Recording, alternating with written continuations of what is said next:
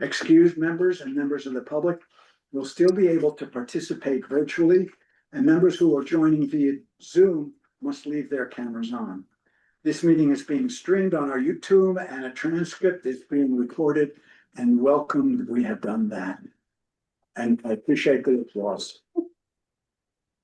We have a 5-point agenda today. Now, you have less on your agendas that are printed out. We have a report from Parks that is, I see Steve Simon, nice to see you. And Sybil, nice to meet you. You will be first. Then we go to Lorraine Hansberry Park DEP site where we talk about, and this is relevant for parks as well, what should be a 7-foot fence. And then we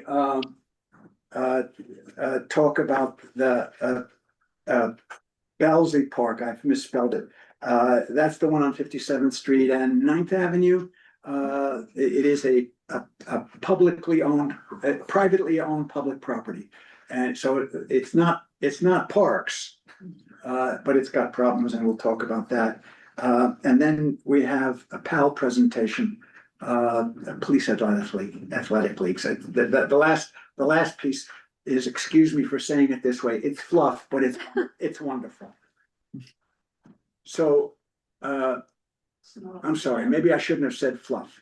No, we're not. Mark, just want to check, is there something new at Balsley Park, or did you mean Bella Abzug? Okay. And What yes, about Bella Abzug's on the agenda, and Balsley was just something that was added, it's not on there. that's correct. Oh, okay.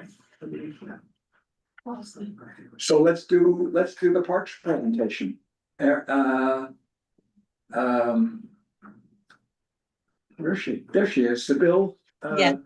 Or Steve, I don't know. Nice to see you, Steve. I haven't seen you in a long time. You still have a beard. I noticed, sir, that you also have one. Yes, sir.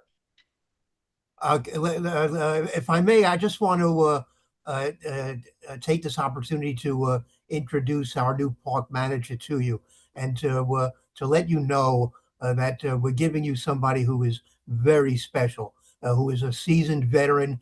She's not somebody we just plucked out of nowhere. She's got a great background in horticulture. A lot of the volunteers in our parks, especially I think at Hell's Kitchen, are going to learn to appreciate her very quickly.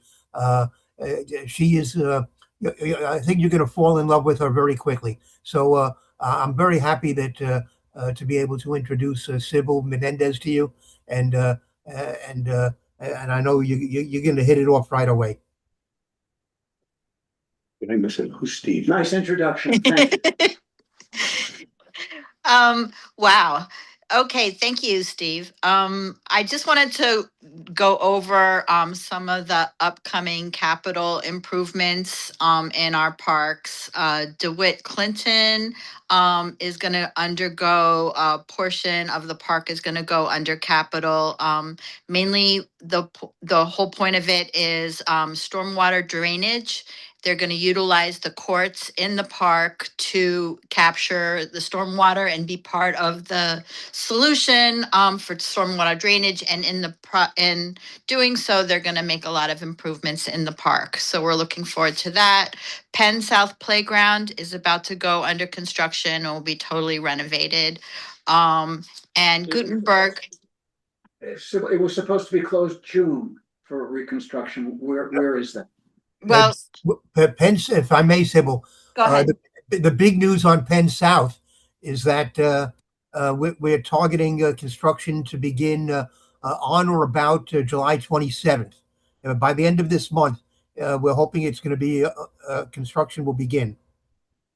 We had to make an adjustment in the construction schedule because of the demolition of the church next door.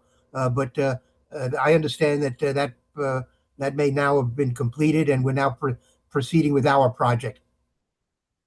So Penn South at the end of July. End of July. I believe I believe the date we've given the contractor is July 27th. there is, you should know, there is a little bit of leeway there. I mean, we tell them to show up on July 27th, but there is some give within a week or so. But by all rights, he should be on site by the end of July. Fabulous.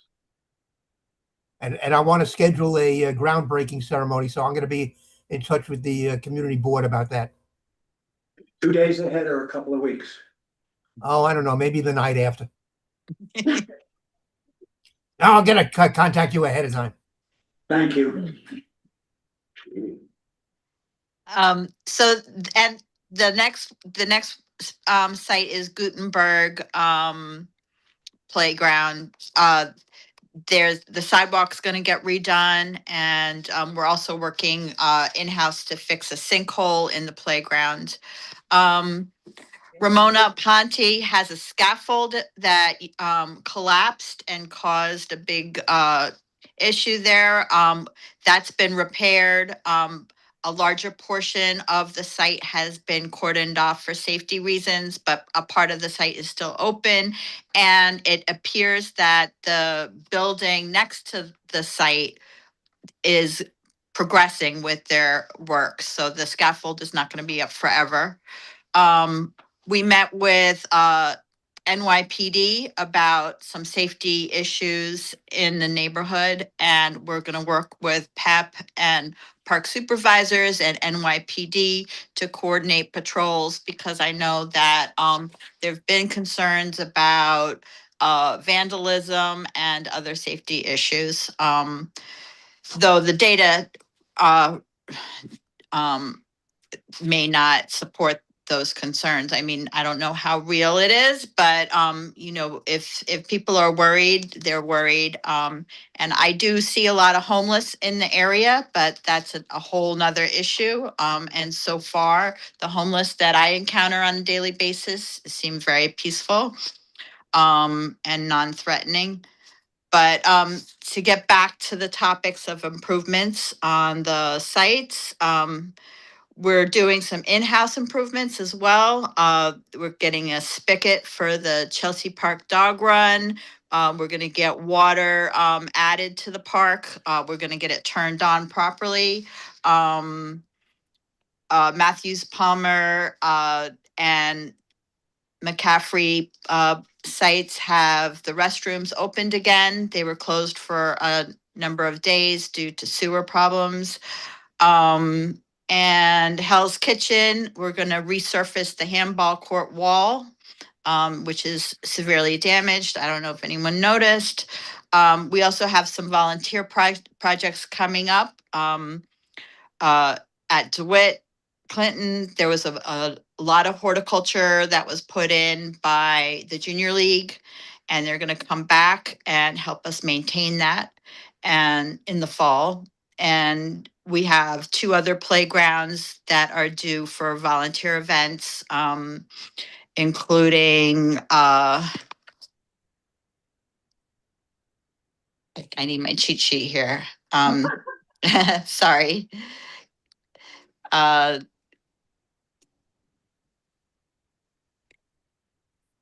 It was Gertrude Kelly Playground and Matthews Palmer Playground are both going to have big volunteer events with painting and planting and mulching.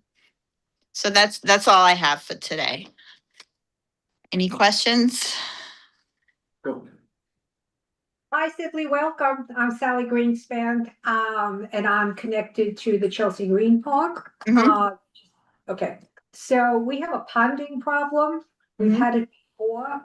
I think the way they adjusted it was to lower the water that was flowing. But with the ponding, it's easy to see if you go, and I have a picture, but you're not here, so it's easy to see. We're concerned about mosquitoes and stuff like that, so it's accumulating, so someone can take a look at that. Okay. Okay, and then I have a bigger question. I don't know if you guys have the answer, but rumor has it that Parks got a little bit money out of the city budget. Did we hit our 1%? I'll find out and let you know. But it is the you had before, right? They did add, Okay, I saw that. okay, so that's it. Thank you. Welcome. Thank you. Just to underline that, the 1% was on my mind also. I didn't know whether that came in the budget. And if it's anything more than 5%, I guess, 0.5%, I guess it's a good thing, but. Other questions, folks? Go ahead. Hi, this is Katie Savage, former member of the board, now just a regular old resident. I just wanted to note about the safety concerns at Ramona Ponte. I was at the Midtown North Precinct Community Council meeting where multiple parents spoke about their issues. And the issues related to mentally ill men either masturbating or exposing themselves to children, and calling police being reluctant to do anything, and just a lot of issues with that. You will soon find out that Hell's Kitchen does have a large concentration of social service providers in supportive housing. Unfortunately, some of it is for people with severe mental illness. And so, you know, while you may have seen the more docile, chill, unhoused folks, there are some more, I don't want to say dangerous, but there's some more unpredictable people that we see on the streets. And this is, you know, a huge place for the kids from PS 212 to go after school. Of course, school is not in session right now, but when we get back into, you know, September, it's going to be a very, you know, big issue to make sure that that area is safe. Okay, I will continue to follow up with Parks Enforcement Patrol and NYPD, and also my own park supervisors to at least monitor the site closely and follow up. Thank you.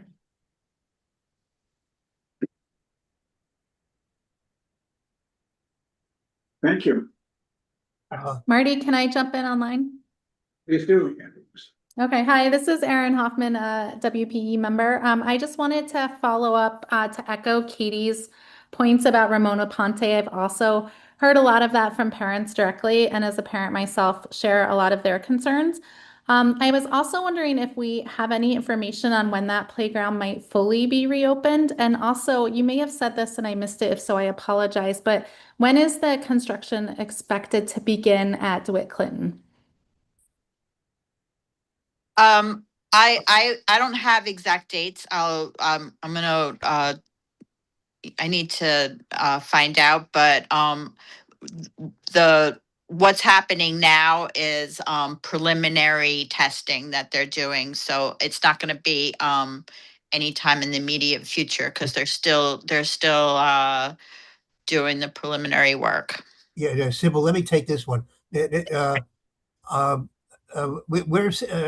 as Sybil mentioned, we're in an early stage of this is really, we're still within the design phase period. So construction is not going to begin for at least another year, and probably longer than that. It's not imminent.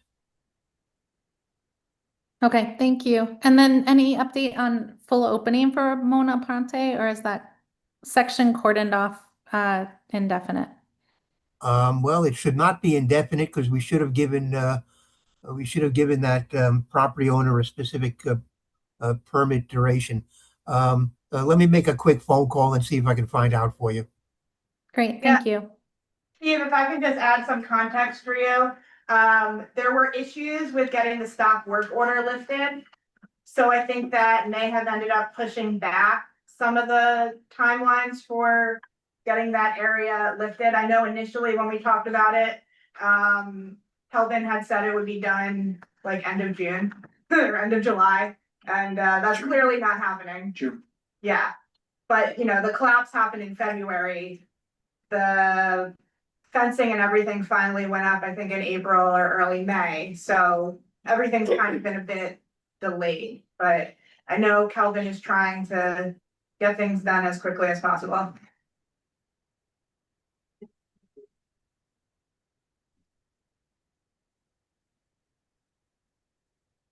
answering it. He's trying to get the information. Should we just let him interrupt us and move on? Should there other questions? It's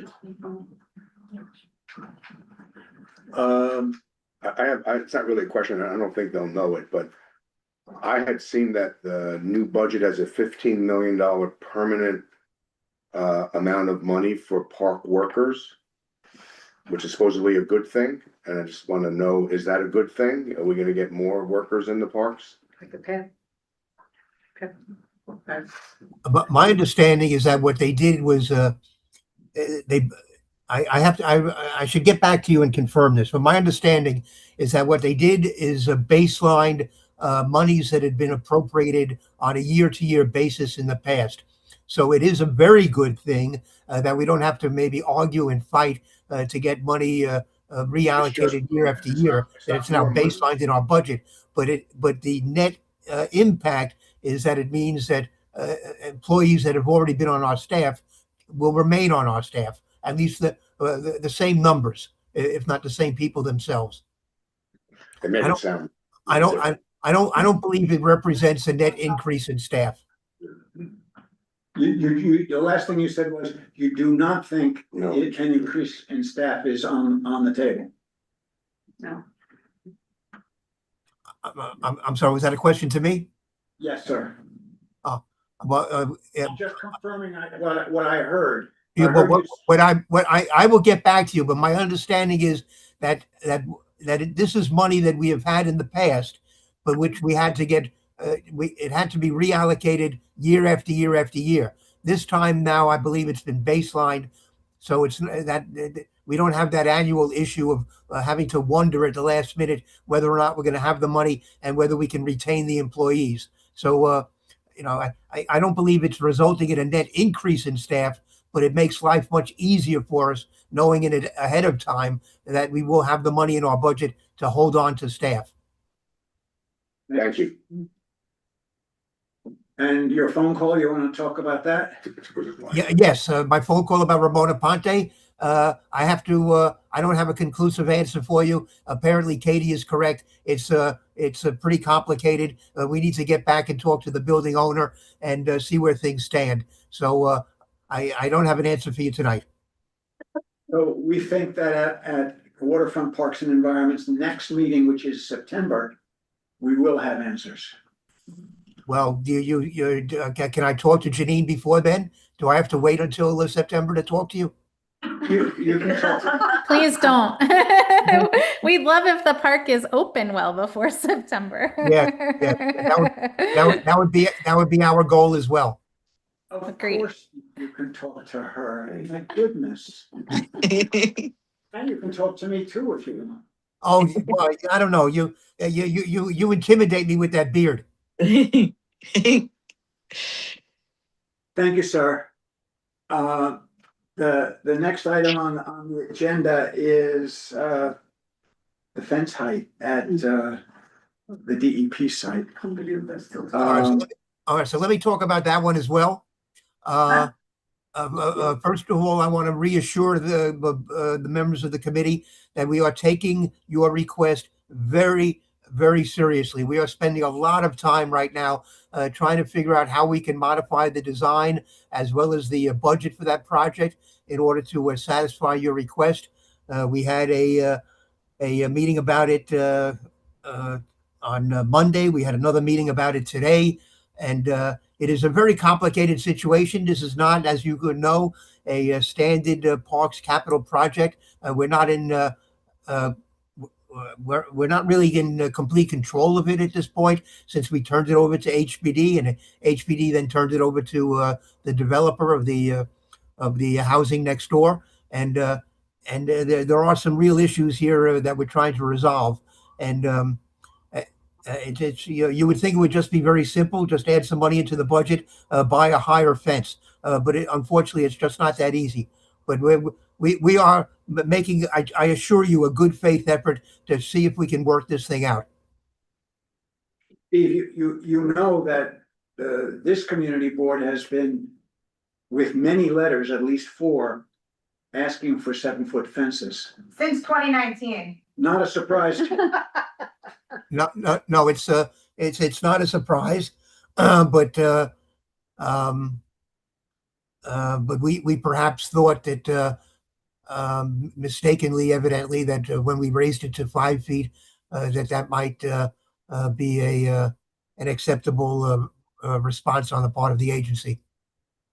Go ahead, Sally.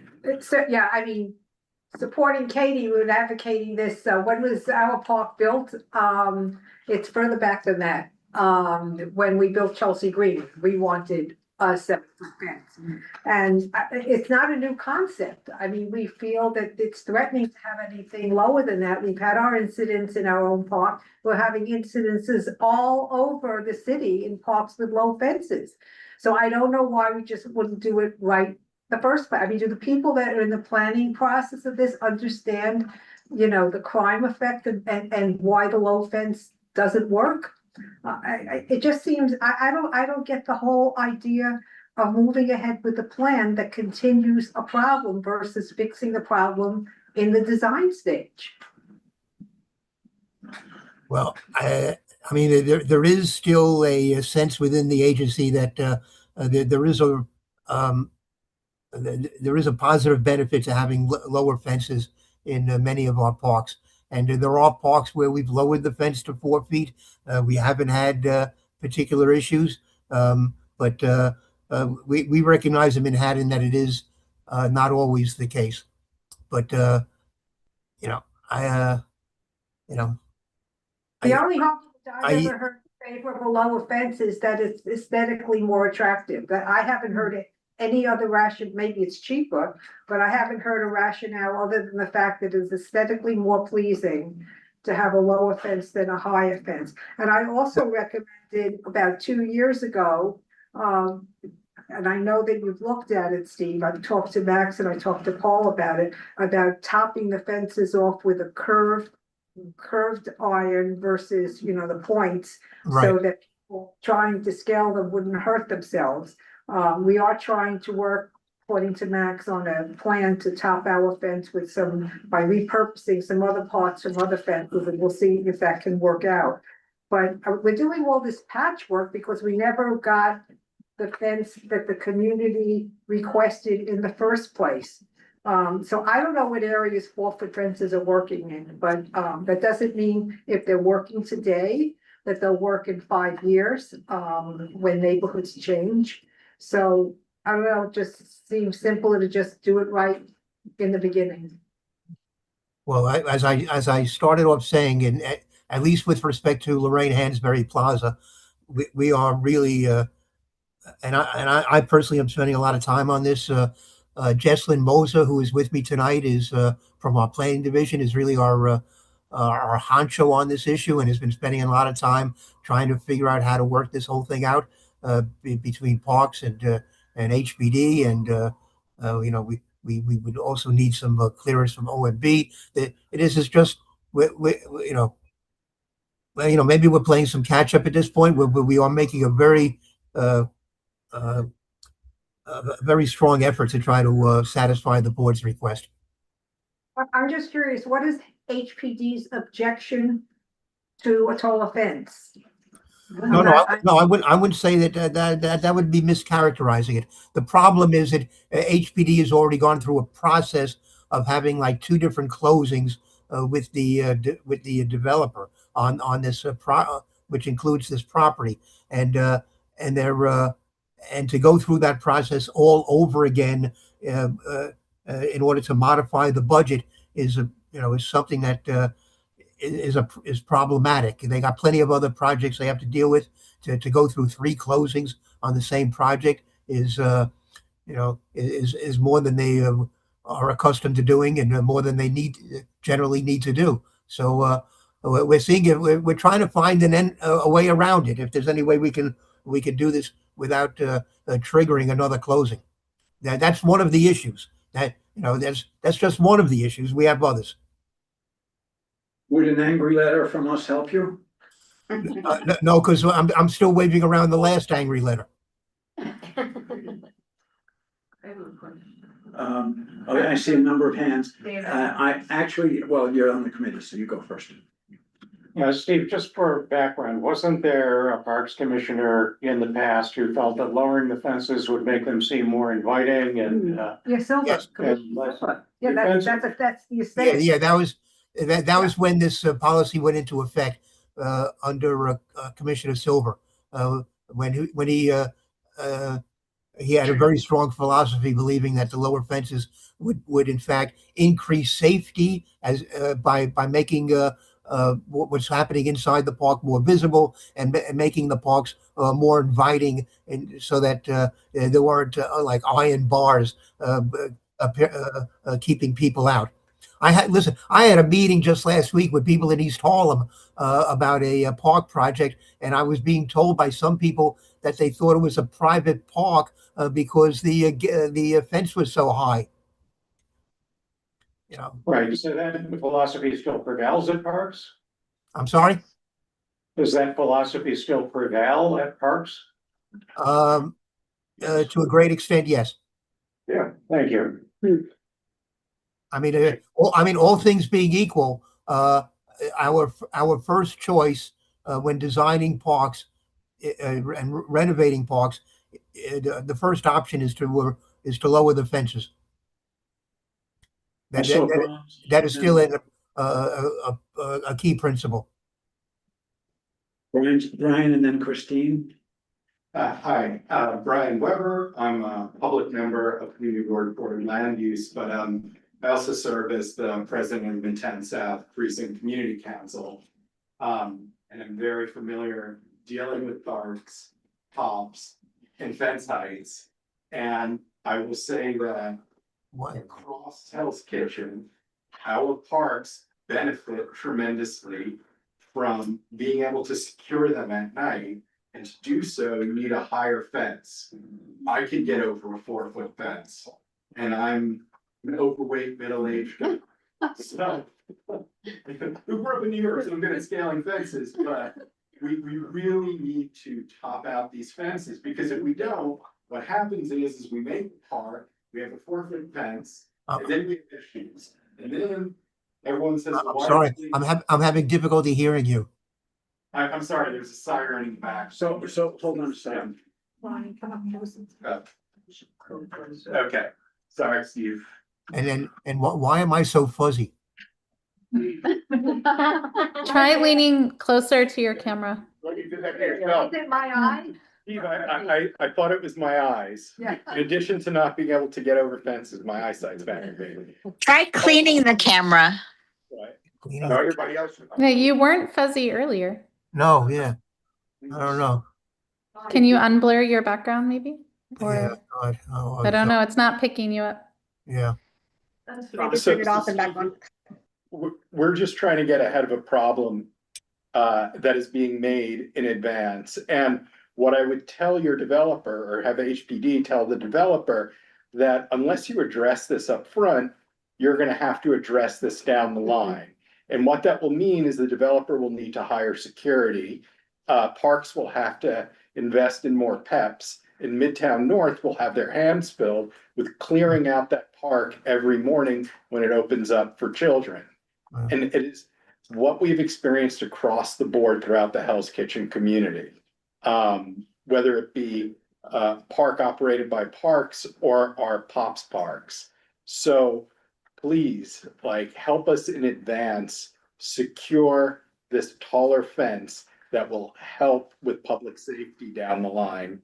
And I don't know if this is simply a letter from Parks, or if we need to have an additional letter from exec or land use regarding HPD, but it's something that we really just need to address up front, so we're not writing letters about this years down the line. Marty? And you won't be surprised to know, Steve, that what you just heard is in the previous letters. Right. Let me go to Christine and then come. Okay. Yes, I'm on the committee, but it's okay. yeah, you should. You are. It's okay, it's okay. Okay. But can I just respond to this gentleman that Yes. Right. that Elka Fears and others from that what is it, the 47th, 48th Street Block Association have also been making that point. We've been hearing it loud and clear. Also obviously from the community board itself. But again, I assure you, I'm working on this. I'm trying to make it happen. Okay, so my question is, when you said there is a difference, obviously, in cost. What is the difference in cost from what you had planned in order to make it 7 feet? I saw a number. Well, I tell you, I don't I don't have a final figure, but it looks as though it could run perhaps over $100,000. I have a number here that's $150,000 for a 6 foot month delay for only a 6 foot fence, which we're not arguing for. We're arguing for a 7 foot fence. Well, we don't have a final figure at this point because not only do you have to consider, I'm sorry, is that Christine? Yes. Oh, good. So how you doing? Not only do we have to consider the height of the fence, we also have to consider the height of the gates, and we have to consider the footings that support the gates. And at this point, I'm waiting. We're waiting to get a number on what it would cost to increase the depth of the footings. But I'm assuming the entire cost is going to be somewhere over 100,000. Okay, thank you so much. Thank you. Go. Okay, on a go forward basis, Thank you. who sets the policy for the parks? Because it feels to me like we've been fighting for this, and I thought I just heard you say the policy of parks is 4 foot fences. So I think we got to get to the root of the problem and change the policy to maybe to listen to the community. The policy should be listen to the community. You can have 4 foot fences, but maybe if a community needs higher fences, that's in the policy to allow that. So the question is, how do we meet with the person who sets the policy? That's who I think we should be meeting with. Well, listen, the policy of the Parks Department is set by the commissioner, and the commissioner right now has given us the instructions to see if we can make this happen. The 7 foot fence. So I don't know that you need to say anything more to her. She already understands this issue and is is telling us to see if we can make it happen.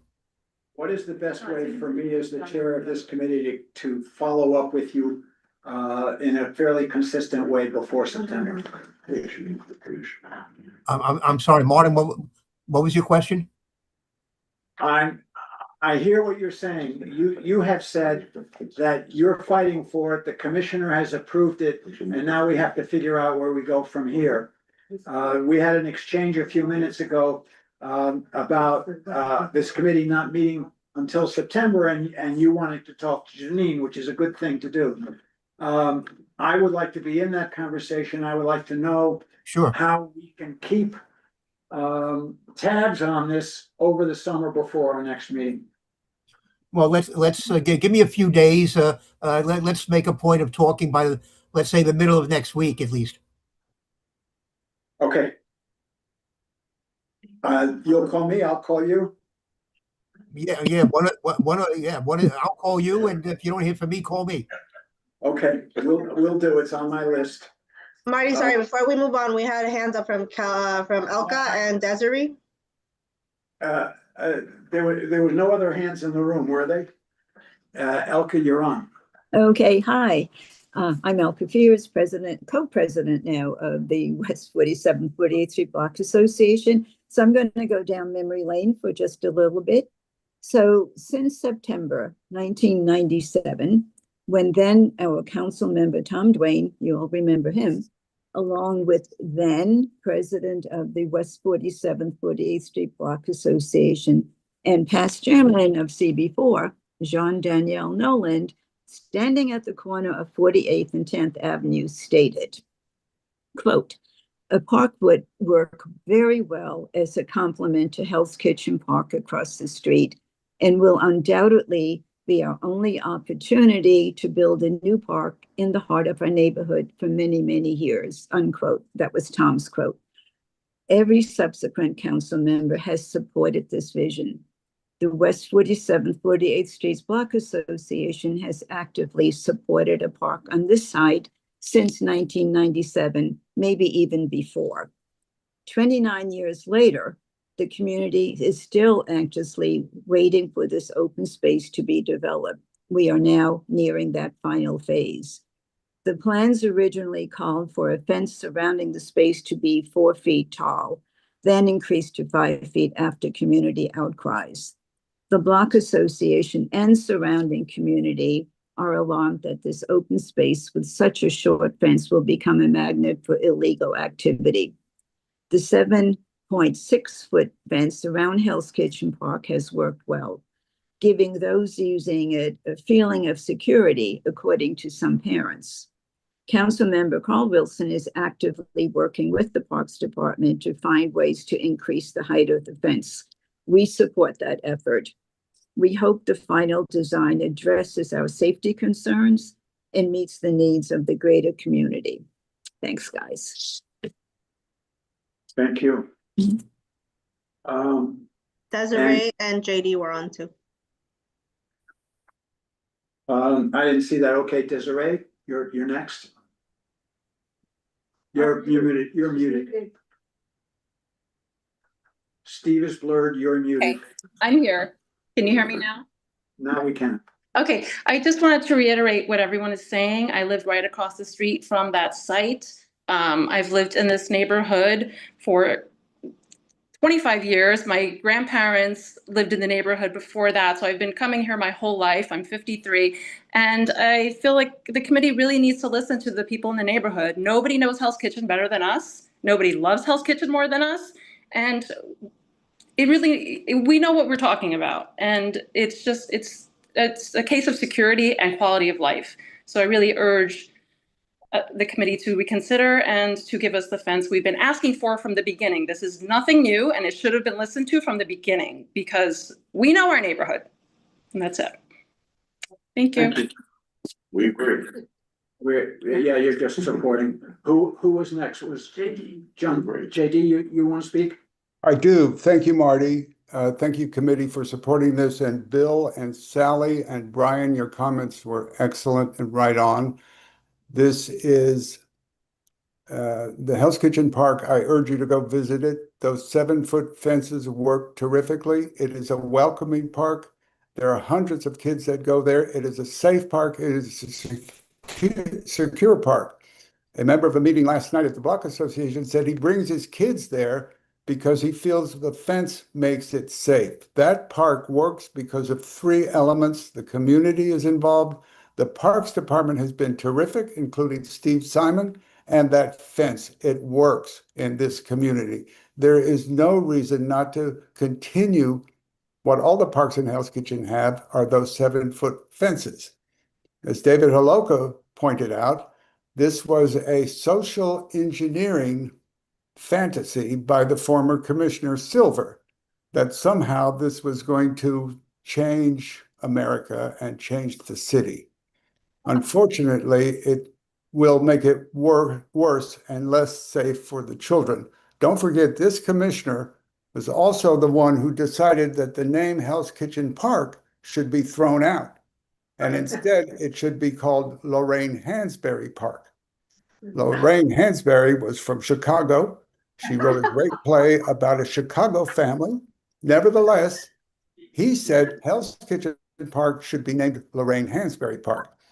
When I was in the theater, I spent 6 months, almost a year, with To Be Young, Gifted, and Black, which was a show about Lorraine Hansberry written by her husband. And her writings were recited every single night. I'm sure she would be horrified at the arrogance of this former commissioner to name a park like he wanted to with no input from the community, because she was all about the dignity of people and the dignity of a community. Steve Simon is on the hot seat. He's doing the best he can. But let's not forget the bottom line here. It's the children of Hell's Kitchen. They need a secure environment where they can play and feel safe. A fence, good fences make good neighbors, as Robert Frost wrote. So that's the bottom line. So thank you, committee, for continuing to support the community's request for a 7-foot fence. And thank you, Steve, for all you do. I know it's not easy for you, but you know we're right. Right, but JD, if I may, Somebody else before Aaron, I know Aaron wants to speak again. Was there somebody else? No, Aaron, go ahead. Yeah, thank you. I just wanted to add my support for the higher fence from the perspective of a parent. Fences don't only keep people out, but they also provide a container for children to stay safe inside the playground so that they can run around and have some sense of independence, which as a parent is hard to give our children in the city because there are few places where it is safe for them to just run around and to be and to play. And so our parks and playgrounds are those spaces, and they're treasured community spaces. And I think that the higher fences give parents a peace of mind that the children can't get out of the parks, as well as people you don't want into the parks getting into them. And I can share a story from when my oldest child was 7 and climbed on a 4-foot fence successfully, but then tripped and fell and broke her wrist. And that was no fault of the parks at all. It was her own choice. But if that fence had been 7 feet tall, she wouldn't have climbed it. So I think it provides safety to the kids in the community as well as the independence to play more freely and with the peace of mind that the kids aren't going to find additional ways. They'll climb anything. So if they think they can climb it, they'll climb it. And we want them climbing on the play structures, the climbing structures, not on the fences. So Steve, you've gotten an earful from our committee and I'll talk to you next week. Okay, can you bear with me a moment? I just want to make 2 more points. Can I go ahead? Yeah, I'd rather you were in focus, but do it. Go ahead, do it. Okay. Let me just say 2 things. First of all, I don't want to leave people with the impression that Lorraine Hansberry Plaza is primarily for kids or is going to be a playground. What we envision is that it's going to serve the broader community, that it's going to have an area where synthetic turf lawn where people can relax and picnic and well, maybe not picnic too much, but where they can relax and sit down. And we have an area where I believe we can have performances. It's gonna serve a multi-generational constituency. There is an area where we were able to put in a spray shower, which we expect kids will be using, and of course, let's not forget that it's going to have attached to the building next door public restrooms, which can serve people who are also across the street at Hell's Kitchen. So this is more than just a playground. It's going to serve I think the broad constituency of the community. The other point I want to make, to pick up on what JD said, maybe I'm making the hot seat even hotter.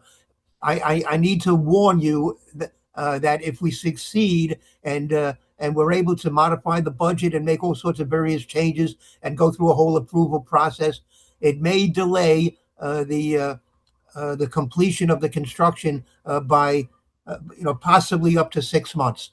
That's we haven't firmed that up yet because we haven't figured it all out yet. But it is possible that the construction, which we currently think could be completed next spring, may have to be extended by up to another 6 months. It's a possibility. I'm not saying it's a definite thing, but it is a possibility that I just want to put out there ahead of time. My own take on the 6 months is I'd rather take the 6 months and the 7-foot fence, and I don't care about the 6 months. Sally. Yeah, I just want to chime in, Steve. It's nice to know about the plan for the park. I think it's a great plan.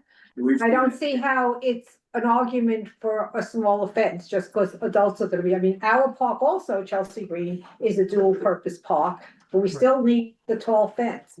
So the fact that it's gonna have all these amenities doesn't take away from an argument for a taller fence.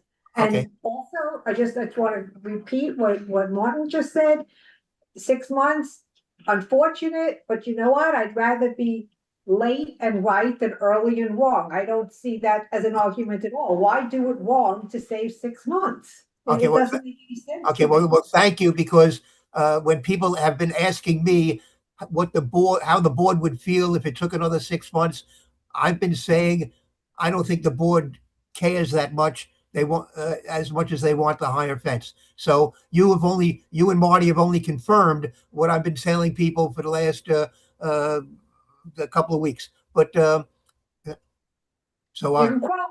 You can quote me on that. okay, well, I've quoted you on other things in the past, so I have no problem with that. Thank you, Steve. Okay. But, Thank you, Steve. but Stanley, the points I just wanted to, I didn't want to leave anybody with the idea because there were references to as though it was just going to be a playground. I want people to understand that what we've designed here was with the broader community in mind. Some time ago, this committee had a very lovely discussion about that space. It's probably not the moment to raise that again. Thank you for the reminder. Anything else on the fence? We're not writing a letter. We are staying in contact with Steve over the summer. That's the way this is resolved. Very good. All right, Marty. Thank you very much. Thank you, sir. Thank you, Steve. Thank you, All right, Steve. thank you. Sylvie. All right. And I'm going to get back to you. Somebody will be able. I'll get back to you about Ramona Ponte, or either Sybil or I will, and you can communicate to Erin for me. Thank you. We'll talk about Ramona Ponte next week as well. Very good. Okay, let's put it. We'll have our own agenda. Very good. All right. Take care. Be well. Bye. Now I have the pleasure of moving the agenda to Bella Abzug, right? You guys are on. Thank you.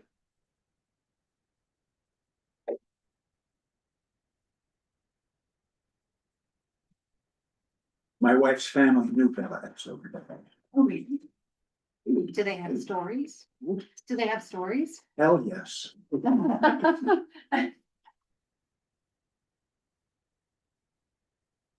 I guess while she's maybe putting up, oh, there's the presentation. I just wanted to give a quick intro. First of all, it's good to see a lot of familiar faces and on the screen as well, and also new faces. We have a lot of new people on our team, which I'm going to introduce that you haven't met before, but I've been here. Angela Cavaluzzi, president of Hudson Yards Development Corporation, and we have Chris Neely, who is the head of the design team from WSP, Lola Rodriguez from Datner Architects, and Adrienne Helfet from NVDA. And then remotely, we have Lincoln Patel, the vice president and the general counsel for HYDC, as well as Liz Silver. A bunch of you probably know her. She's been here since the inception of the park. She's from NVDA, and Katie Riley is also on, who's from New York City Parks. We wanted to start with the last time we saw you all, you guys had given us some suggestions for the community board, requested some items.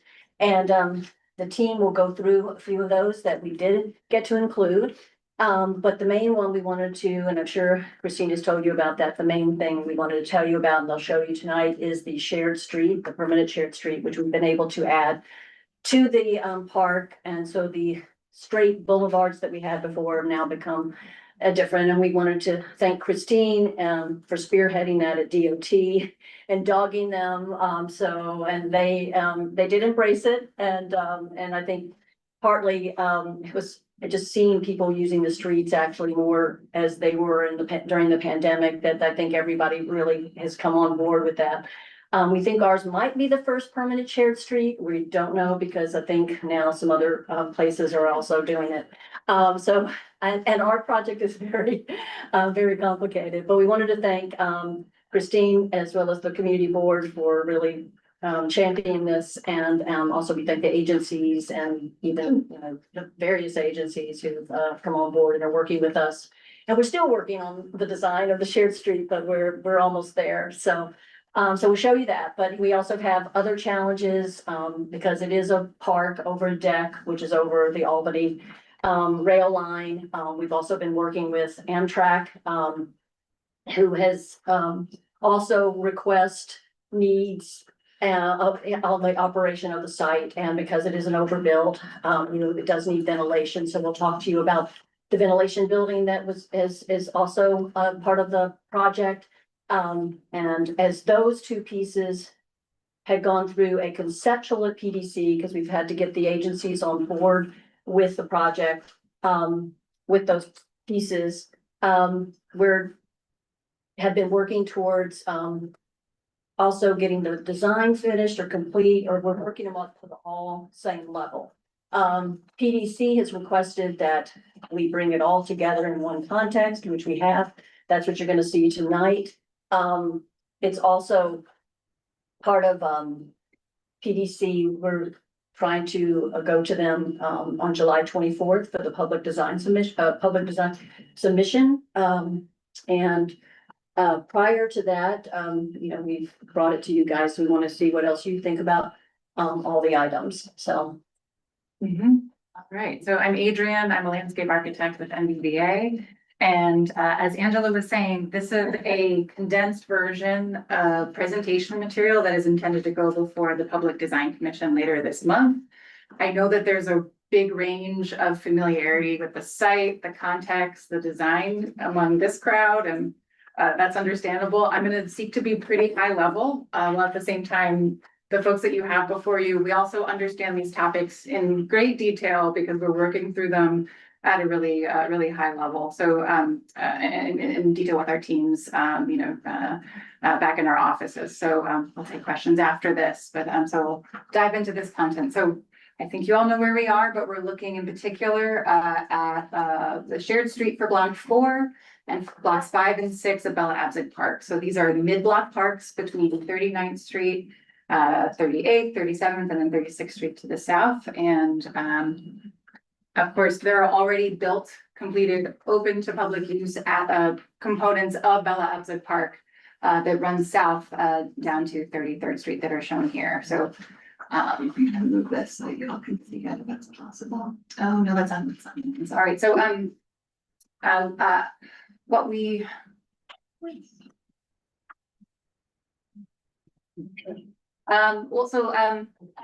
Block 6 is one of the largest blocks that's available to us over the Amtrak right of way, and acreage is about 1 acre. And so that's why the program that is selected there is play focused. Blocks 5 has a fountain. It has a woodland passage and walk, slightly smaller but enlarged with the feeling with the shared streets. And block 4 is just a component of shared streets on the east side. So these are existing conditions today. So in part for blocks 5 and block 6, again, the proposed park is being built over a structure to come that will span across what today are open air train tracks. So more illustrations of that. So the Amtrak right of way is in pink. The full extent of some of the improvements are that red dotted line. And then there's also jurisdictions for both the Parks Department and DOT that are subcomponents of these parks. So we're bringing together all the stakeholders to come to this point. These 3 columns, this is the evolution of the design since 2023. So again, I'm sure members here have seen this progress along the way in part, and for some this might be totally new to you. We're looking at the design today to go before the PDC that's on the right-hand side. So what it includes, Can we hide that right screen up? Can we hide our screen up there? I think that might be. No. You can also do it on the screen. This is. Thank you. We can make it fully go away, but. We can Vanna White it too. Yeah. So, so starting with the top, block 6, with, configuration of custom play towers, block 5, as I've said, in the center, with the shared streets for Hudson Boulevard West and East. There's more content to come on that, but all that to say, these are anticipated to be low volume vehicular use, slow vehicular traffic. The curvilinear lines are also intended to enhance that as well. Okay, and I guess in the middle column that I went over fast, Angela's already acknowledged the support from Christine and other community members for the shared streets. That was in part why this effort is at the point where it's at. We paused in 2024 to incorporate those shared streets to garner more support from that. From DOT and other entities, and we really feel like the result for block 5 is really an enhancement. Then to the north, Lola here represented from Daniel Architects is going to speak more about the emergency fan plant. So this is a piece of vital infrastructure that's tied to the functionality of Amtrak and its continued access and use down below the park level. Okay, so we're gonna go block by block. I'll go pretty quickly. There's a lot of notes here. The pink language is in particular tied to Public Design Commission folks and helping them track the last time they saw this proposed design and what's changed. So as it relates to block 4, the shared streets now have an aspect of raised curbs. That's in yellow that's highlighted. And the shared street itself is still integrating and basically completing the existing park that's already out there today for block 4. You can see in some views coming up with even more detail exactly what we mean, but we're working as well closely with DOT, ensuring that all these materials are compatible with DOT standards where possible, and also working together to make a safe and unique condition here for the shared street. And jump ahead and keep going to some views that I think will help. The material palette. And so some views. So now we're looking south down the shared street at block 4. There are raised curbs in between areas where there's detectable warnings that indicate areas where pedestrians can cross. There's a meander to the geometry of these, again, that is intended to slow vehicles when they're present. And the feeling of being in these spaces is that it's quite continuous with being in the center part of the park. There's lush plantings and there's shade as well. You don't anticipate vehicles. So there is the potential for vehicle use here. Yes. So this is still a DOT mapped property. And DOT will be, as I understand it, operating it. Operating it and providing It's a appropriate street. signage. It is a street. So their vehicles can use it, and it's just a shared street with calming techniques to keep traffic slow, keep the volumes down. Kind of encourage people to stay away from it if it's a slow moving roadway, but it is an open street. For electric bugs. Yeah. It's also raised, it looks like a driveway actually when you come in, correct? Yeah, it has like a curb cut, like a driveway would when you come off of it. Other parts of Hudson Yards. Yeah. Right. That was the apron example. So where these people are walking, that's where That's a cars could yes. be driving. Cars. I don't know. The speed is like 5 miles per hour. Is it gonna be a posted speed limit on the shared street? We have to work that out with DOT and find out. Going to be 5 miles. We have to find out from DOT. I'm not really sure. I don't wanna say, give you a number and then have it not be the case. Thing you said, or you. Well, in the street design manual, that's where. Oh, Okay. it'll be 5 miles per hour. Right. Christine is correct. 5 miles per hour is the intention. Yeah. Right. I'm gonna continue on so we can get to the building slides. This is now we're moving north to block 5. So shared streets on either side for Hudson Boulevard East and West, a meandering woodland walk that's really sort of immersive in lush planting. In the center, a fountain plaza that's a configuration of marble seats and then water in the middle as well. Everything here in gray, these are all aspects of the design that were present back in 2023. So now we're flagging changes. So anything magenta here has changed. Just like on block 4, the materials, the relationship of the shared streets to the adjacent spaces, very similar here on block 5. We're also adding in raised curbs as well as curb ends to help kind of both focus people and traffic appropriately. We've made some other minor changes to improve the durability of the fountain plaza. And we've also added an adjacent route for pedestrians. It's fully accessible, running north-south on the west side of the block. May I ask if whole Hudson Boulevard, East and West, are those the other names for 10th and 11th Avenue or? No, No, they're no. entirely new streets. Oh, they're entirely new streets. Or in the middle. 10th and 11th are off the page. Oh, okay, Yeah. all right, okay. Mhm. And so Hudson Boulevard East and West are built as conventional streets already in blocks 1, 2, and 3 to the south of this. So I'll move a little quickly. So this is a view from the south of block 5, looking towards one of those wooden blocks that I mentioned with the fountain and space beyond. This is approaching a little more closely as well now from the north side. So tiered seating with marble. And I will pause and just say here, we have some additional slides at the end of this that we can go to if there are questions, but what's important is that there are consistent materials in terms of the furnishings, the pavers, even these marble seating elements that are found throughout the already built components of Bell Abzug Park. So block 4 to the south of this, if you've been there recently, since it's opened, is composed as well of a really beautiful composition of marble seats and stones. That bench is a custom bench that's found throughout all the blocks as well. Same thing goes for the pavement, the plant rails, and a lot of the material selections as well. Are the renderings of the benches accurate? In other words, they're not gonna have any dividers on them, room to lay down and spread out? So there are armrests in the rendering, and No, not in the, not. Where the gentleman is seating. Huh? Like, They don't I have see, them, they don't want homeless they people. don't have them sleeping. now in the rest of the park. They don't have separation. They don't. No. And so we're keeping them. Okay. Any idea for maybe curving them? And without separation, but making the C-shaped curve? Well, I don't know, if they were curved, they are curved in the Well, rest of they're the not, park, right? not to the town from loitering or laying down, but more of a C could affect that. I'm just suggesting it because it's always a problem. Okay. All of the shapes of the benches have a curve to them. Slight curve. A slight curve. Yes, and you get the point, right? Okay, I'm just raising it as a point, that's all. Understood. I have a different question, if I may. I've seen, my brain goes a little blurry when I see these actually wonderful representations. And I'm trying to figure out, what am I looking at that's new from the last time I saw this? In this view, nothing.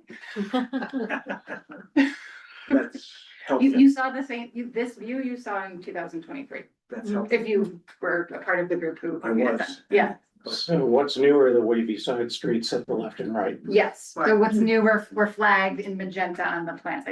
I appreciate that that's hard to track, but yes, we've been asked to represent the entirety of the project holistically as we move through this public design. I appreciate that, but if you could flag what is and what isn't new for me so that my brain can capture what you're bringing to us.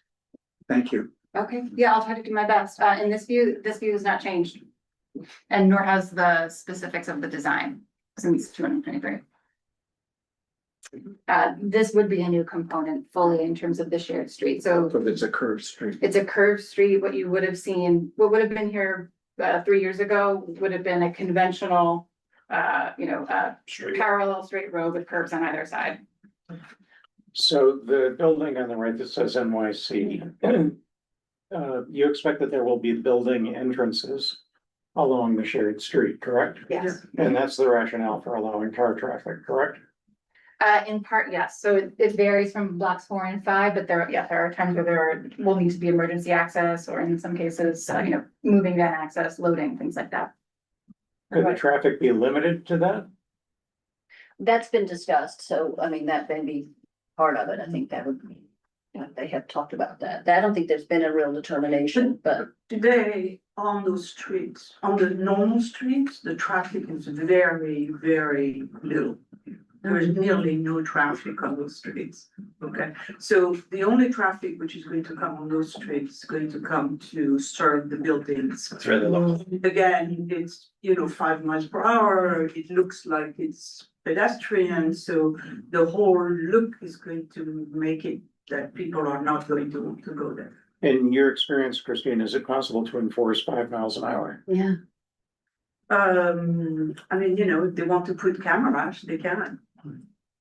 I mean, they have the right now to go down to 5 miles per hour and they can put cameras like that. But I don't think that's going to be an issue, really. Thank you.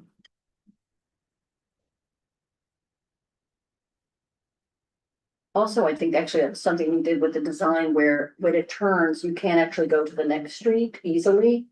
Just to slow that even down as people are going across one of the cross streets. That was something that I think DOT had asked us to also put in. So there's all these kind of things that are slowing the traffic. And to be honest, with you, the biggest key is it doesn't connect to 39th Street and the tunnel. So there's not a way for people to try to sneak through to avoid the traffic going to the tunnel. It ends at 38th Street, so you can't get up that last block because that's where your full park is. And that really it whatever the opposite of encourages. It discourages people from traveling those roads because there's really no reason. There's no reason to. It's not taking you any place other than to that local area. And then the other end ends at the park, Hudson Yards. Open space. This is the last view of a shared street on block 5. On the east side of this view is a ramp down to the Amtrak level that is not visible by users within the space because of the way that we've managed planting and topography. And car traffic through the street would only be one way, right? Correct. Car traffic is only one way. And so and the street is 16 feet wide, so it's not the size of the normal street. It's a much narrower roadbed. So that's another visual constraint. Okay. I have a question I was not here last time you presented, so this is the first time I'm seeing it, and it's beautiful. So great job. We've talked about pedestrians and cars. Is there any kind of consideration for bike use and traffic through this space, or bike racks, or ways to protect bikers if they are shared with cars? Oh, I'm sure that bikes are going to use it as much as pedestrians. Right, that's what I'm thinking as well. So just being able to make sure that both pedestrians and bikers are safe sharing the same spaces. Yeah, and DOT also asked us to put in a bike lane. I guess it exists now, but they wanted us to improve it, which is at 38th Street. 38th, east-west across 38th Street. There's improvements to the bike lane. Okay. Which will have a median and we'll give some. Nothing north. We'll give some division at that location. North south, we have 10th Avenue is a protected bike lane. And 11th Avenue goes southbound and is a protected bike lane. So as far as, you know, traveling to other locations, those channels are useful. People who would be here would be again local, right? Like pedestrian would be local, cars would be local, bike would be local. And you can see here, on 38th Street, on the north side of 38th Street, that's the bike lane. There was a raised median through the middle there. That's between the bike lane, which also serves as a kind of an area of refuge as people are walking across that street going from one part to the other. They can stop there, look for the bicycles going either way or going the other direction, look for traffic before crossing the street the rest of the way. Is that raised pedestrian, are you putting a bike parking there, a bike corral? I think that they already planned for that, but I'm not sure where they. Yeah, that's not where they have told us they're going. Okay. It's just because it's designed differently now. Okay. Okay, we've moved north to block 6. From 2023, what has remained consistent, the ways in which the play areas kind of hit the block, as well as the relationship of the play to two important buildings below. There's a maintenance and operations building that has a facade that faces 39th Street. We'll see some more drawings that'll explain the 3-dimensional way in which that building both has, immediate access to 39th Street and then is occupied by park users on its roof level. And then moving to the south, there's a public restroom building that's flagged in orange with a dotted line, also has an occupiable roof. These two buildings play important parts in the accessible route that allows for play to be accessed. I'll talk more about that as we look at those elements. And the one thing to flag that is new here since 2023 is the addition of water play. So that was also something that we understood was important to this group. And I'll explain more about the really interesting splash pumps and ways in which that's integrated. Okay, so this is getting into a whole lot of detail that I'll go over quickly, but just to say, we've been looking at the durability, the accessibility, and the ways in which all these materials come together, which have led us on the design team side to propose what you see here. It's a configuration of poured-in-place play surfacing, of engineered wood fibers, which is basically like a form of wood chips, as well as the play area that I just mentioned. But these are all accessible surfaces, and they're all integrated with custom play elements. And then the other items that we've heard from this committee that have been integrated here, there are later slides to show, but I'll just say it now. In addition to the water play, there are drinking fountains that have bottle fillers. There's Wi-Fi throughout the park for park users, and we've already mentioned the shared streets. So this is a deeper dive now into play, and we have on the back end of all this, a lot of detail being thought through. At a high level, what we're looking at are custom play features that are being designed by a specialty play manufacturer with a great level of care and concern around accessibility, ensuring that there's fun and play value for children of a variety of ages, abilities, and interests, as well as these materials being durable and safe long-term. So, and I'll also add, there's a narrative aspect in particular to the two spaces coming up, the neighborhood tower over here, and then this office tower that connect back to New York City specifically. So we'll see those next. All right, so this is now looking at the play towers as designers for this space, and I'm working closely with the play manufacturers that I mentioned. We're looking really closely at accessibility. All these numbers tie into a larger spreadsheet that go on to show you just how the level of amenities and accessibility that's integrated throughout all these spaces. The one thing I'll add, this is an incredibly complex model that we pass back and forth with the play manufacturers.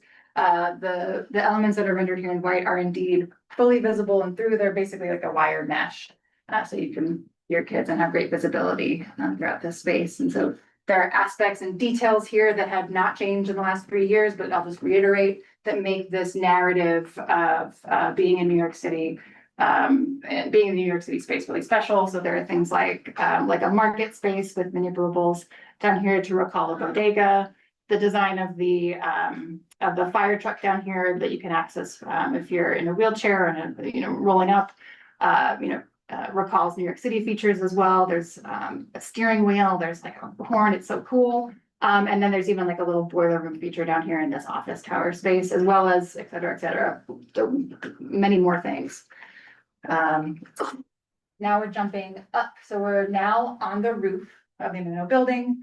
We're in a space that's dedicated to 2 to 5-year-old children. There's play features here, including a slide, including many manipulables and ways to engage with this play wall. Space for caregivers in the shade. We've added a shade sail since 2023 as a really important way to extend the life of and the usage of this across multiple seasons and keep kids and parents safe.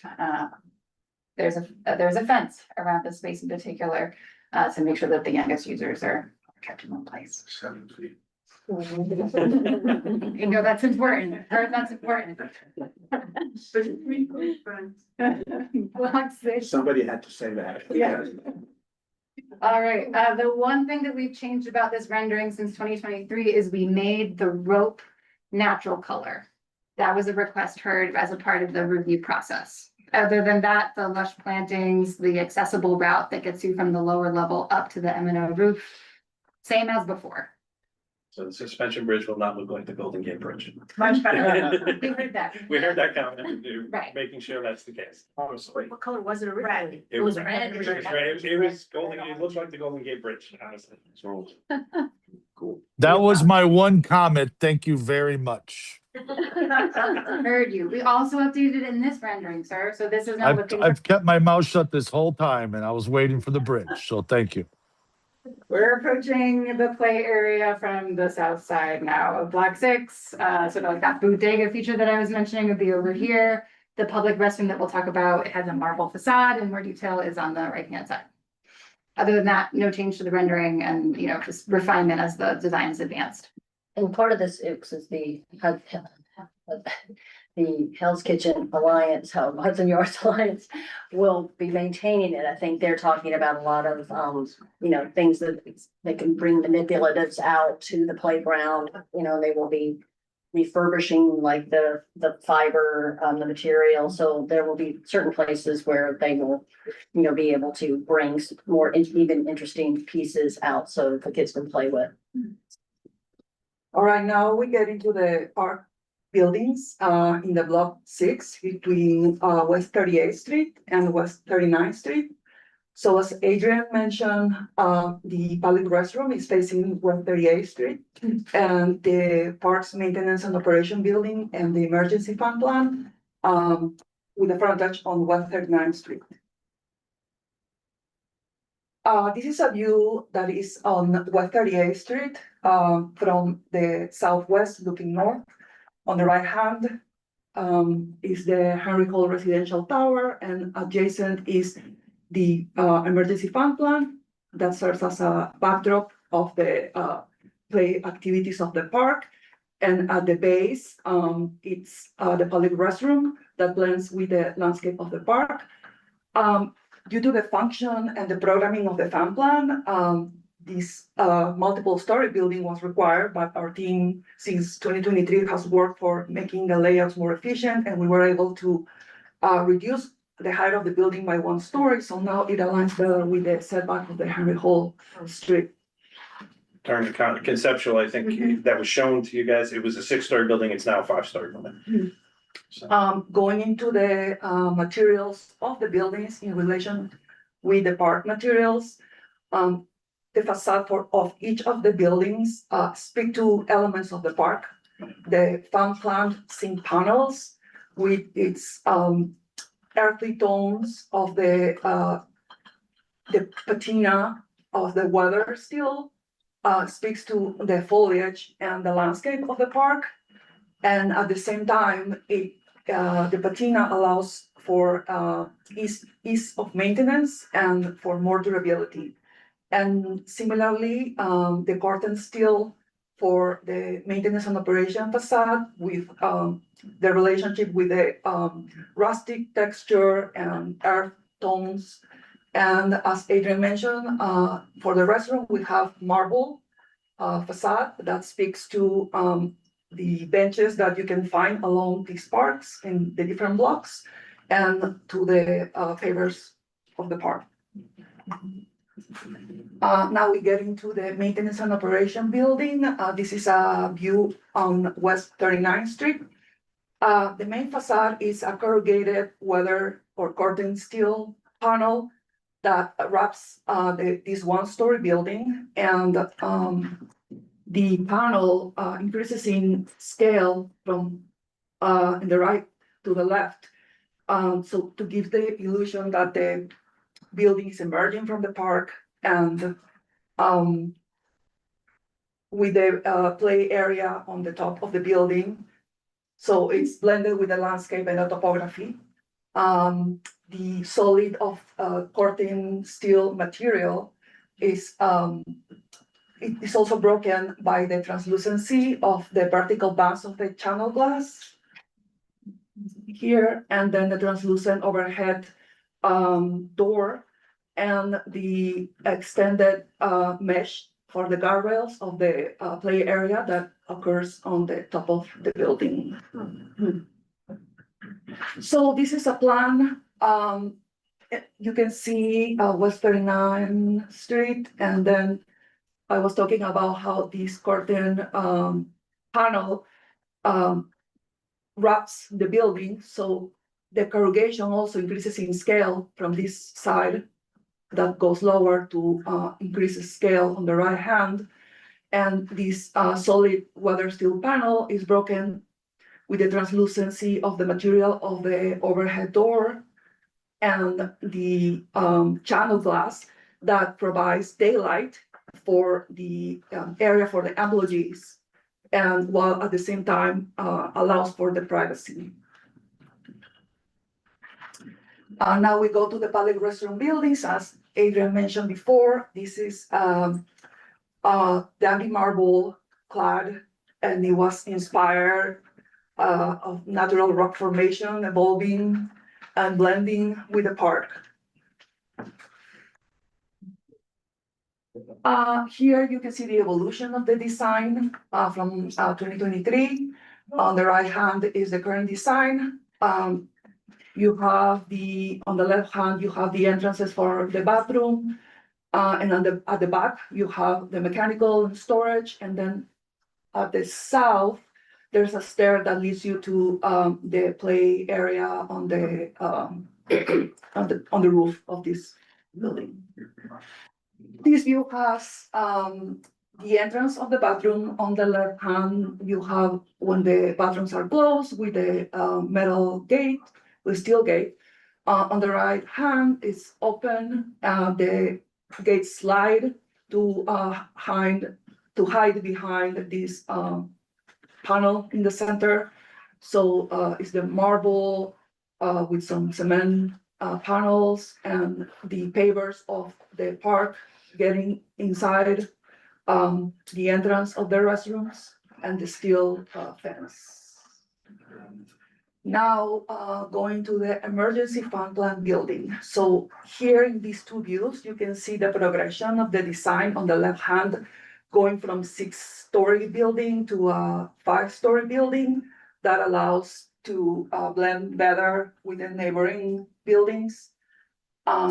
The fund plan has solid marble base that contrasts with the zinc panels that are on the top that are more light and dynamic facade. And that dynamic facade, we achieved it thanks to the perforations in the panel that progressively change in scale, being larger at the bottom and smaller at the top. And also the profile of the curtain, not the curtain, it is like a curtain, but the profile of the screen is like a sawtooth profile that has a slight twist. So that makes it more dynamic. And you can see that the maintenance and operation building is on the right hand. This is the north elevation on West 39th Street.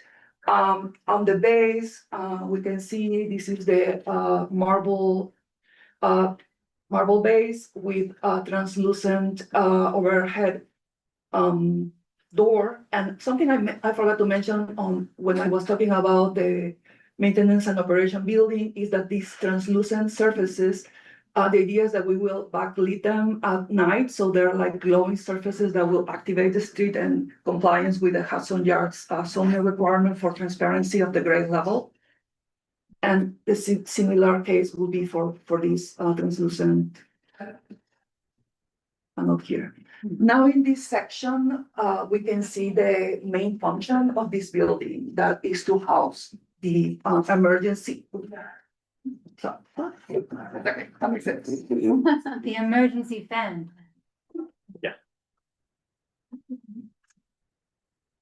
Yeah. Okay, so the emergency fund equipment that expands from the cellar, starts at the cellar and extends to the 3rd story. And the 3rd story, there's a plenum, 2 stories, 3rd and 4th stories. It's a louver plenum, but the screen that starts on the 2nd floor in front of the louver up to the top story will have more perforations around these.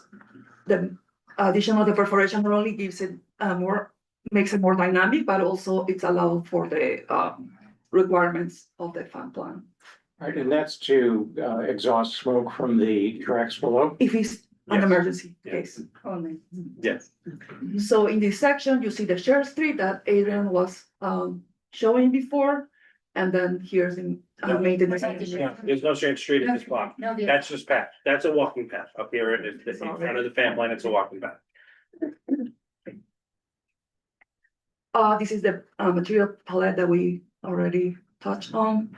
This is a view on the street level. This is, so the base is set back and has a curb to invite people to enter the path. And then on the right hand, you see the maintenance and operation building that has some landscape on the front as a way of like bringing the park to the street and invite people to the street and to the park. And this last image is the west facade of the fun plan facing the park. The base has a setback, and that allows for lighting on the overhang for the street level. And then, as I mentioned before, the translucent surfaces will be backlit at night. So there's always this glowing effect at night that will activate the street and the presence of the building in the street. You sort of said this, but I remember in a previous presentation, the fan plant is not constantly in use. It's only in use when there's a fire or some emergency below grade. Correct. It's an automatic system, and when the fumes or gas levels down below become unsafe, they hit certain thresholds, certain amount of fans turn on. I heard an O next to me, so that was definitely something that needed to be said. Yes, yeah, it doesn't run, I mean, and then there's maintenance, obviously, they have to do testing periodically, that they test the equipment periodically, but other than that, it's really intended for if the fumes beneath the platform reach certain thresholds, which would deem them approaching unsafe, it doesn't wait until people are passing out down there, obviously, but when it reaches, you know, I'm just gonna make up numbers because believe me, I'm not a ventilation expert. But if it reaches 50% of the threshold, maybe 5 of the fans turn on and start to vent. And if that's all it does, then that's where it stops. If it keeps getting worse, the fumes, in case of a fire, they would continue to get worse, then maybe 75% of the fans turn on. And worst case scenario, then all of the fans have to turn on because the smoke is so bad. And it's intended to allow Amtrak to get passengers off of those trains in case of a fire. And they bring them out through an emergency staircase exit. We have additional detailed slides beyond this, but I also want to be respectful of the committee and the group's time. So if there are questions. And most of those were these are prior. Yeah, this is nothing new. Is there nothing new? Slight detail changes just for maybe cobbled one place that wasn't cobbled before or something like that, but it's in general, pretty much what you see. Yeah. Yeah, this committee, and I am interested in lighting. And can you show the lighting on the shared streets on block 5 and 4? Yeah, I tell you, they're gonna be standard New York City light poles for the streets. They're gonna be the standard New York City street light poles. Within the park area itself, they're different. They're decorative poles, most of them. But the ones that run down the street, as you can see here, Okay. they're standard new, and there's only 2.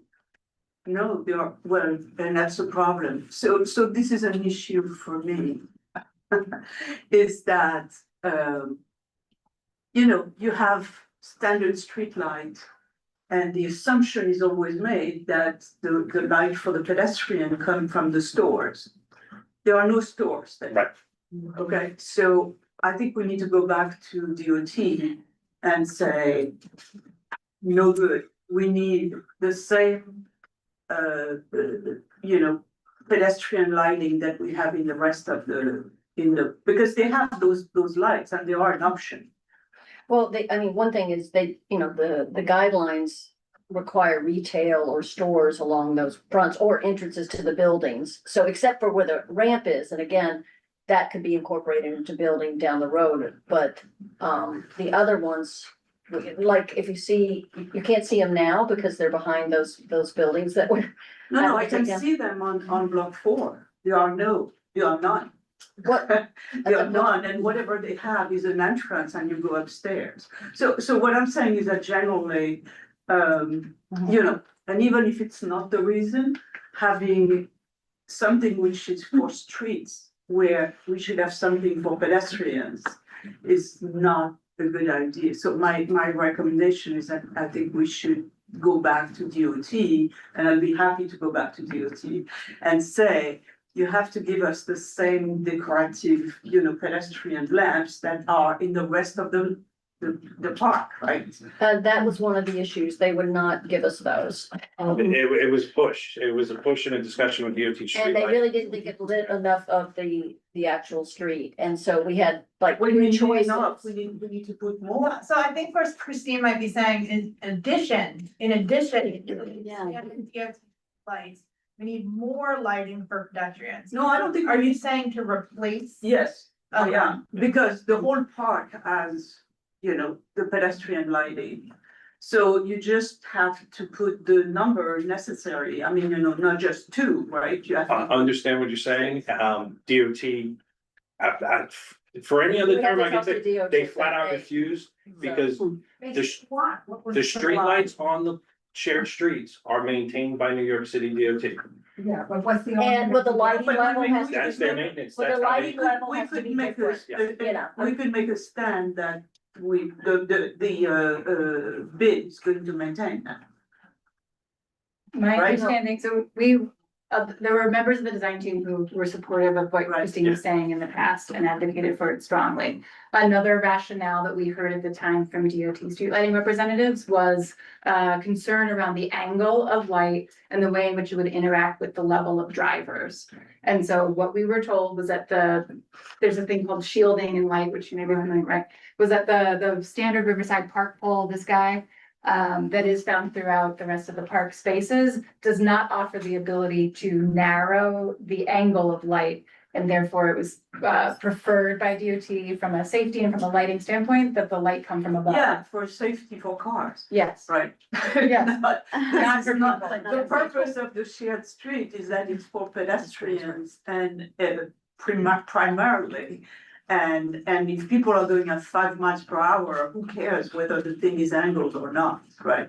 Yes, they can't see the pedestrian. But it's also got glare and contrast, and if a driver cannot see a pedestrian in the. Cars have to see the pedestrian. That would be also. You mean the drivers, right? Yes, Yeah.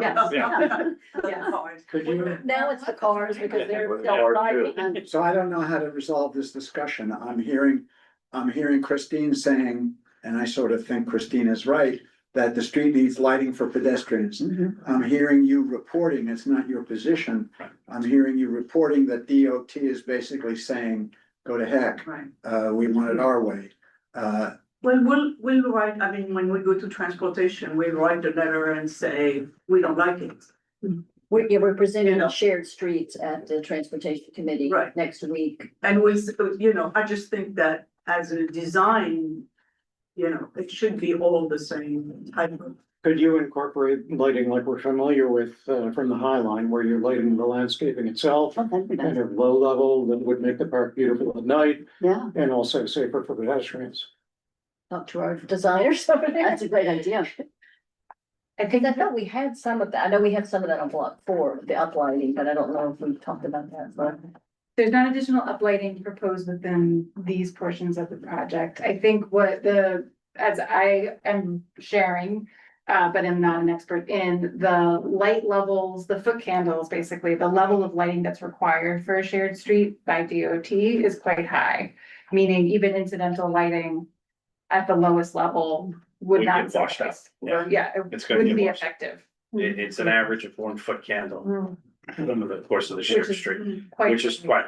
compared. But I mean, maybe we could do both. I mean, have the car lighting and the pedestrian lighting. Well, we had that issue, if you remember, on block 4 with the left side that's been complete, and they wanted to take out some of those because we had too many of the park poles near the streetlights. They don't like redundancy. What happens is, in that case, when you have streetlights like that next to other light, you end up creating with lighting designers, and I'm not a lighting designer either, I'm a structural engineer, by the way. I don't do a lot of other things, but it creates hotspots, which blind the driver.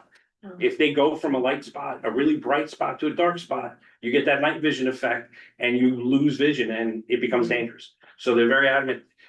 It's an average of 1 foot candle, but there's upper and lower limits to prevent that hotspot development and night Okay. vision effects. I hear you, I hear you. I- I'm telling you what DOT street lighting tells us, I'm not, I get it. we're I kind of totally caught. understand that's the DOT, Yeah. but I think. And we it's the should- double redundancy of maintenance, because that was a big issue, of Right. having poles that like the same space, parks and. With that all said, is there a resolution or you stuck with DOT? We've been continuing with as you. We're stuck with DOT unless somebody else steps in. They won't listen to us. Okay, Right? we're going to That's the best way I can say it. We stuck with doing what DOT wants. In this case, it's their street and that's what they're We're going to telling us step to in, do. and we may not be Yeah. successful, but we'll step in, right? As usual. Thanks for staying. Other issues? Just, Go. back up to the, fan building. The western elevation, I know has the transparency, on the southern end of it. But I'm curious about the northern end closest to 39th Street. Yeah, That one, okay, which is the sort of, stone portion. right. Are you but it looking at also- this, the northern view, or are you talking about the western edge? I was talking about the western No, elevation. Okay, so go back to the previous Yeah, one. I mean, and this one raises. So maybe it's the issues next too, is this is a very northern end. Across the street will be the ramp structure for the Yeah. Port Authority bus terminal. We're gonna have to think of a design way to activate that, and I know you've tried to address it, the translucency at night, which is great. But we're gonna have problems along that western elevation, that is just a wall there. It'll be a hot spot for loitering, which is a big issue currently in Bella Abzug. That activity will move north, and I'm wondering if there's been any consideration of bringing landscaping. There is landscape in front of this translucent panel. Yeah, no, I think it's not even so much the No, translucent panel, it's the other. Yeah. So and it's the only view, the north. Go back to. No, that marble piece, that solid piece beyond the glass in that view that you see right there. On Right. the left-hand side, that area there. That area there. There's downlights, right? Yeah, The downlight, No. it doesn't really, like, light doesn't deter anything, unfortunately. So it's just having that large sort of uninterrupted facade without having doorways, and I understand why you wouldn't have a door. well, there is one door. I'm just wondering if That's there a is. exit door. for Yes, the- there is, but I'm wondering, But if yes. deck. currently it abuts pedestrian sidewalk there. Correct. Yeah. And if you look at it in the plan, you have that rendering, Yeah. that view rendering. I think that's. Or the rendering. Yeah, that's that right there. that one. I think that one. Yeah. Yeah. Yeah, so currently you have a person walking with a stroller and it's all lovely. That would be what results unfortunately at that corner. And I'm wondering if there's any way you can bring landscaping to that corner of the building. Go back to the view, go back. Yeah. I think we can look at it, but I know there's distance that's needed for just any kind of like emergency vehicle going through there. As well as, Yeah. yeah, as well as the, I know that there was also the distance of the deck, like it was very difficult to even get the planting where we did. Just because Right. the deck becomes shallower, Right. the area for It's landscaping, yeah. What you've done on the western side of that walkway is great with the planting and the elevated sort of berm and planter there.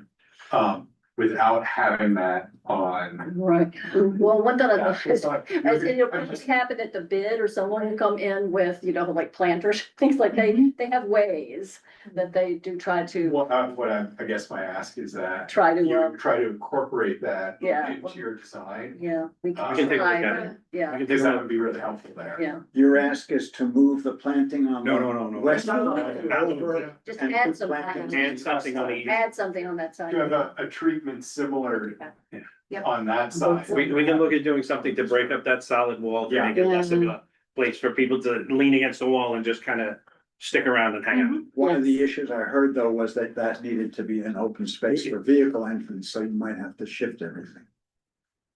Right. Yeah, we have to take a look and see how much space we have, because obviously, if there's an emergency in the play area and an ambulance needs to get in there, we have to make sure that we can maintain Right. access from both sides. We Brad may have it Pascarella. with, we'll Yeah, check we'll on that have to take a curve look there. and investigate a little bit what we can do. And just so you know. Thank you, that- Marty. That door that you Hold on, see Brett. there is the emergency exit. That's where people would exit from Amtrak.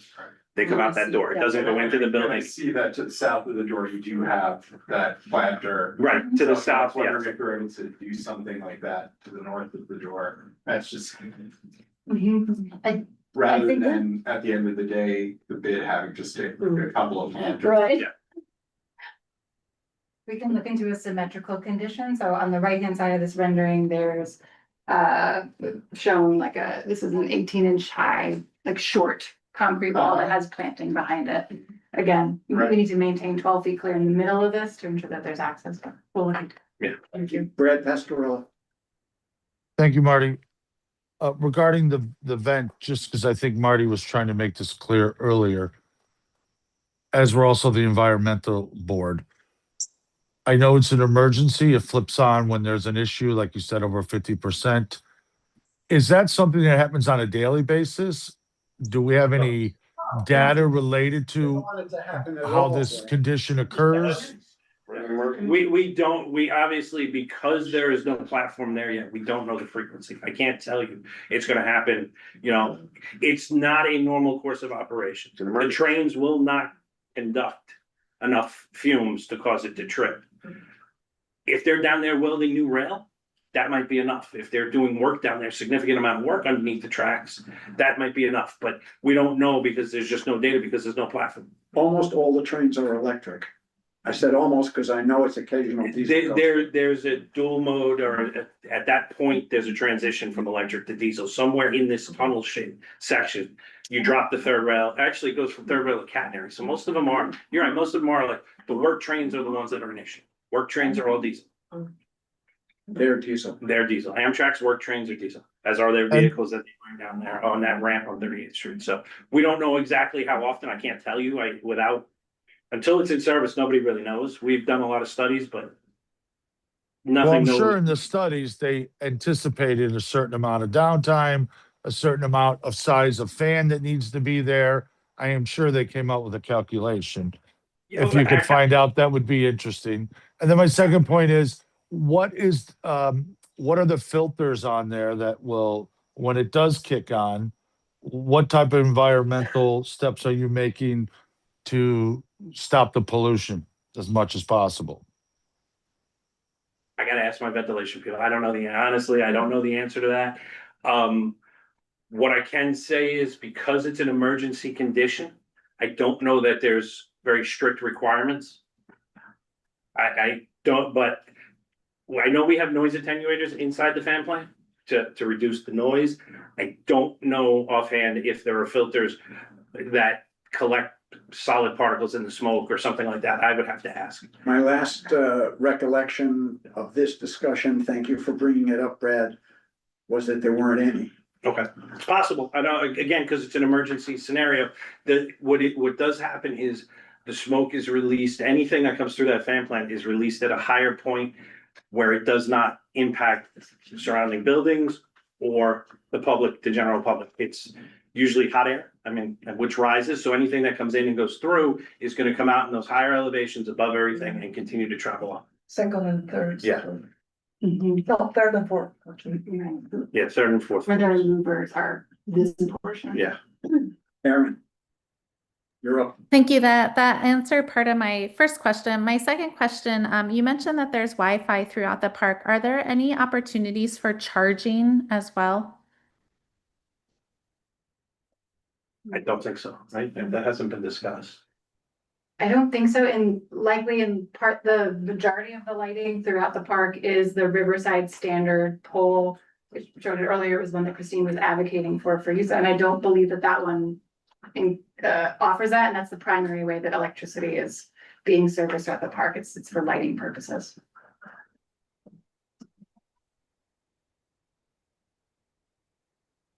Thank you, Aaron.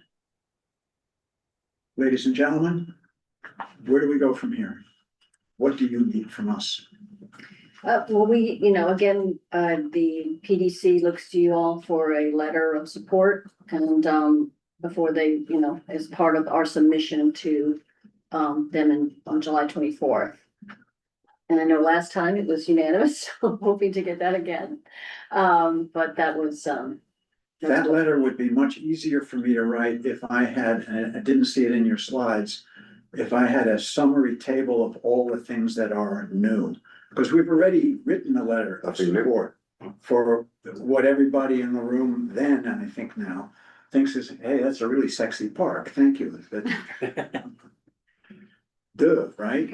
But you added some new stuff and I don't have a good grasp We can of develop that. all the things that are new. We can give you a list. The letter that we write should say, putting together, we've written actually, before, we love this park, here's what's new and we like it. yes. And we I think I just because wrote our that. presentation for PDC actually has to highlight those changes. So we have that readily It's available. just larger and we didn't, we Yeah. did a So summary. we can it's- send you that We can send you next that. week. Yeah. Yes, we can get you that.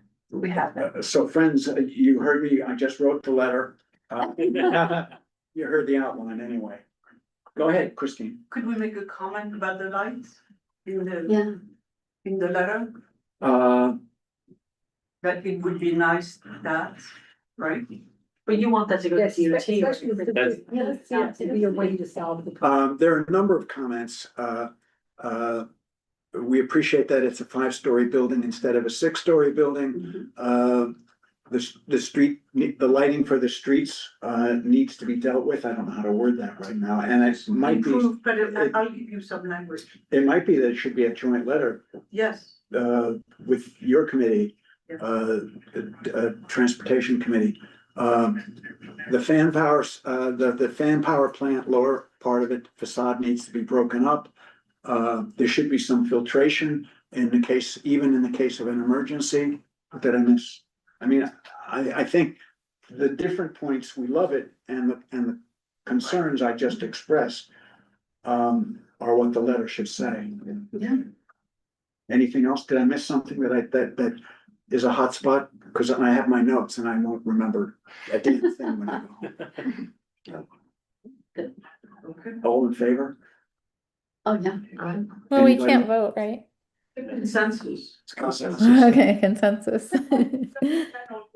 That's right. We don't have a quorum, so the letter has to go to the full board, but what the letter will also say is that people in the room loved it. What version of that? Yes. Yes.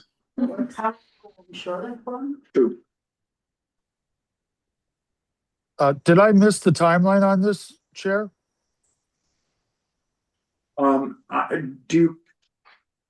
You don't You didn't count miss for- it. Brad, you don't count for quorum because you're not in the room. No, I think. No, that- what I meant was timeline on the project. Oh, that was gonna, I guess our ending statement with the next steps after, and we go to the Public Design Commission. And then I think the public hearing there is in August. Then we will take any revisions that people have looked at, the ones we can do, we will incorporate, we'll do a final design package. That's part of that is already being, or will be soon. Right, we're Being developing We're it, getting being towards the end of reviewed developing. by the Parks and DOT. If they have any, and they've seen it as nausea, but they will, if they have any comments, we'll incorporate those as well. And then we will be coming back to PDC for what they call their final design submission. And that's, I guess, probably, what did Katie say? September. But, and This year. This year. And then just, I was gonna say, that's what you're gonna hear. Oh, okay, and sorry, thinking of all these details. And then we do hope to soon after that, complete the contract documents, go out to bid by the end of this year. And then start construction in 2027, probably mid 2027. And it's a 2-year. 3-year. 3-year construction period. I like things.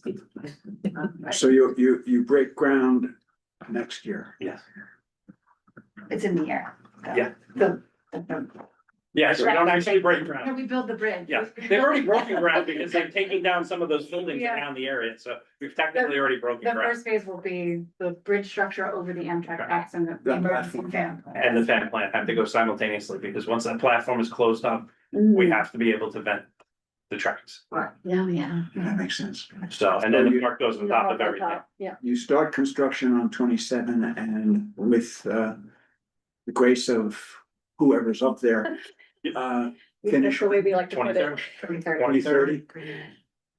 3 years later, so yes. sometime 2030.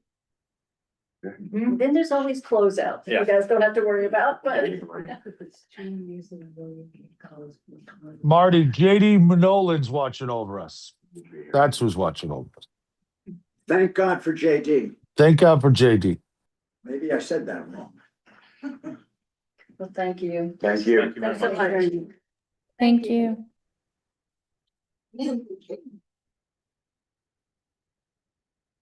Very nice.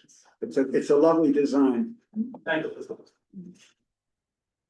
We have so many designs in this district that some of us will not see the finish of the construction. Will depress us, Marty. The depressing state. That's depressing state.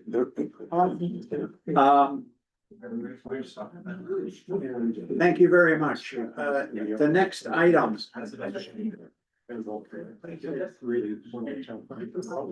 We did the Paisley Park, there's no letter there. We did Lorraine Hansberry. We did, I think the only thing we didn't do is you, Brian.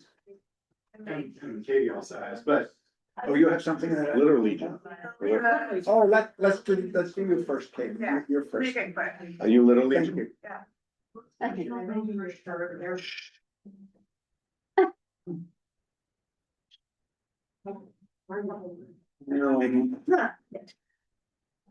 All right, thanks, Janine. So to make this very quick, for those who don't know me, I'm Katie Savage, a former member of the board, former co-chair of this committee. I also in 2020 founded a nonprofit called Litter Legion. We do community cleanups throughout Hell's Kitchen, all volunteers. In March, I got an email from NYC Service about this Love Your Block grant program. It kind of was timed when that scaffolding at Matthews Palmer Playground was up and they had already covered a mural. So I was like, oh, maybe let's do this. And applied for the grant, got the $3,000 grant, tried to get in contact with the building owner, did not get in contact with the building owner to give permission for this. Max Goodstein from Parks was helping me as well. I've been awarded this money that has to be spent by November 1st. So in talking with him about alternate areas, we talked about McCaffrey Playground on 43rd Street. There is a wall in the picnic area that is on Parks property and could, be used for a mural. The design, Ginny, you can go to the next slide. So this is the wall. It's, it is a sizable space. The mural will not take up the whole thing. We're not, if you need to have any type of scaffolding or equipment to go taller, you need permits and you need insurance. Not dealing with any of that. Any mural we would do would follow this height, roughly, 8 feet, whatever you could fit. Oh, did I zoom? And whatever we could, reach with step ladders. Wouldn't necessarily do the whole thing. Again, this whole thing is kind of in flux. I realized that murals are very complicated and it's not as easy as like, we're gonna do this. There's a lot of process involved. The previous mural would have been on a private building, so once you get permission from the landlord, you're good to go.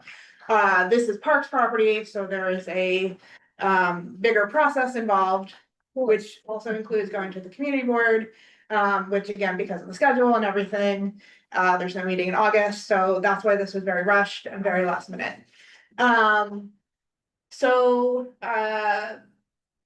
I think I covered most of this stuff. Parks typically approve murals for a temporary 1-year basis. It could be up longer, but they only guarantee you a year. And then if something happens, they could end up painting over it. And this park is slated to have renovations in the next couple of years. Janine, you can go to the next slide. I guess, I don't know, does this, ooh, oh, it does go away. That works.